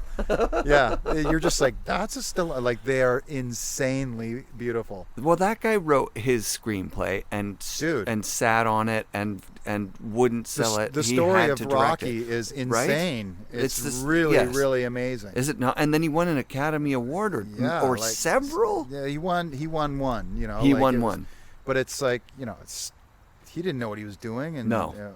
But I met at his company with his development executive. Seriously? Yeah. God damn. Yeah, I've had some funny ones. I had one. I almost wrote an LL Cool J project. Holy shit. So my agent calls me and goes, "Are you a fan of LL Cool J?" And I'm like, I mean, I don't listen to him anymore, but he's an icon, right? Yeah. It's like, yeah. I know who he is. My radio? Yeah. He goes, would you be willing to go meet him and talk? He wants to. I'm like, really? So I had to go have lunch with him. And for one point, we were like, it was so close. And the whole time I thought, this isn't going to happen. I know it's not going to happen. You can feel it. Well, you meet these famous people, and I've met a bunch now. And you can tell the ones that are like, this isn't going to go nowhere. Gotcha. But it's interesting. I went and had lunch with him a few times, and I got we would be texting. I remember he's like, at one point he's like, we got to do this. He goes, you got my number, right? And I go, in what world would I have your number, man? Yeah. And he goes, okay, well, here. He goes, give me your number. And we would be texting. He would text me out of the blue, and my phone would ring, and I'd be on my driving, and I go, sorry, baby, I got to take this. It's LL. Oh, my I'm talking to him. Like, ladies love Cool J, man. Oh, yeah, they do. Holy shit. It's awesome. LL Cool J, that's insane. Yeah, it's a wild one. But, yeah, it's an interesting ride right now, and I'm kind of in there, and, we'll see what happens. I'll give you my only screenplay that is worth its shit. Okay. And it's 10 seconds. Okay. And it writes itself. I hope so. It's and the star of the show is perfect. One of the only perfect guys for it. Go. It's called Ferris Bueller's Laid Off. It's the same guy, and he's trying to do the same shit, but he's old and he can't get on the float. He like jumps now. He's like going sideways down the road on the floats. Play that the cops get him and beat him, and he's a drunk. You want to know something funny? Yeah. My friend Kevin, who's an actor. Yeah. He he was on Mad Men, and sick. He's on Madam Secretary now. He's been in a ton of stuff, and he doesn't live in LA anymore. Him and his wife moved to Sacramento because she's a surgeon up there. But but when he was living here, he calls me one time. Hey, come over for dinner tonight. You want to hang out? We're like, yeah, come over for dinner. And I'm having some friends over, and my friend Mireille and her husband are coming over, and Mireille's an actress that she's been in tons of movies and shows. She played Brad Pitt's wife in World War Z. She was, oh shit, yeah, like you'd recognize. I know her that actress. Yeah, she's been in tons. And I get there, and we're having dinner, and sitting across from me is Alan. What's his name? But it's Cameron from. Fuck yeah, and he's Mireille's husband. And so I was like, oh, and the whole, I'm not a starstruck person, but right. But every once in a while, you meet these people like, oh, that's from your childhood. Damn. Like that's a big deal. Yeah, Cameron from fucking. Yeah, fucking Cameron. You're man. Cameron from like this and that, and like So it's kind of wild when you meet some of these people, and you're just like, whoa, this is weird. Yeah. Can you get a call going, hey, can you go for lunch with this person? You're like, yeah, I mean. I just had that moment, like, going through my phone, like, because I'm going through erasing texts and stuff. I don't want any weed talk on my phone when I'm coming into the States. Right. That's not going to happen. Yeah. And I'm just going, holy fuck. My phone is filled with conversations with celebrity snowboarders. Right, that's awesome, just though, man. Nuts, dude. Who are you nuts. going? You're going down to Encinitas? I call that the snowboarding retirement capital of America. UC Oxenden is the. I was just texting with him the other day. Sick. Yeah. Good. Tell him he's got to do the show because he said he'll do it, but he's kind of on the fence. He's not like making a I'll text him and tell him that I just did it. And like, that's perfect. Are you going to do Todd Richards? I don't know if he'll do it. Really? He's got his own thing going on now. He said he would do it on Instagram, he'll do it. I don't. Todd loves to talk. Sick. Yeah. He loves to talk. Yeah. He's got a podcast going on. He can promote his podcast on mine. That would be sick. Who else is down there? I mean, everybody's down Everybody is there. It's so nuts. I'm going to talk to Hetzel because he's the best. And Mark Frank Montoya's up in Carlsbad now. So, is he? Yeah, he just moved there. I haven't seen that cat in a long time. I have a bunch of names. Dale Rayberg lives. Ron Rogers too. Where's Ron? I don't know where Ron is, but Dale lives in San Clemente. Oh, perfect. I just saw him. He's a rep. He reps like a bunch of stuff or now. Something. He was. I think a bunch of stuff. He's been on the show, but I'd like to have him on again because the old format of the show was like I would try and do the research and then we would spell out your life like right. Moment by moment. Yeah. And now it's like you could talk about whatever. You just have a conversation. And it goes. Because people that want to hear from you are the Cans. They listen to the show. Like gonna Ken and Derek and everybody's gonna be listening, going, fuck. And Devin's like, get Jon Boyer on, man. Yeah, I know. Devin's. It's so funny because he said something. He gave me such a nice shout out on Instagram. Something he said, I owe everything to Jon Boyer or something like that. And I go, my friend, that is very generous of you, but you do not, because that lightning would have been caught in the bottle. Yeah, eventually. Someone's going to find him. But no, there's no way that I can take any responsibility for Devun Walsh. Like, I was like one of the first people that hooked him up. Sure. And I think even Dano was the one that said, you got to meet this kid, Devun. Right.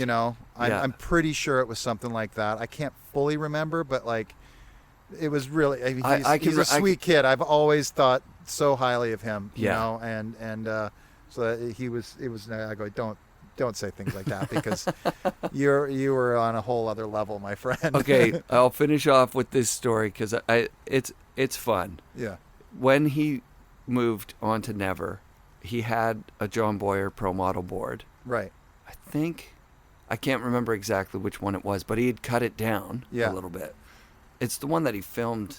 He'd filmed a bunch of stuff on it. Right. And he brought it in, and he said, to the shop, he said, can I sell this? Because he's on Never. And I said, yeah, shit. Do you know Jon Boyer? And he goes, yeah, of course. I'm like, can you get him to sign it? He's like, oh, fuck, he's nowhere near here. Like, no.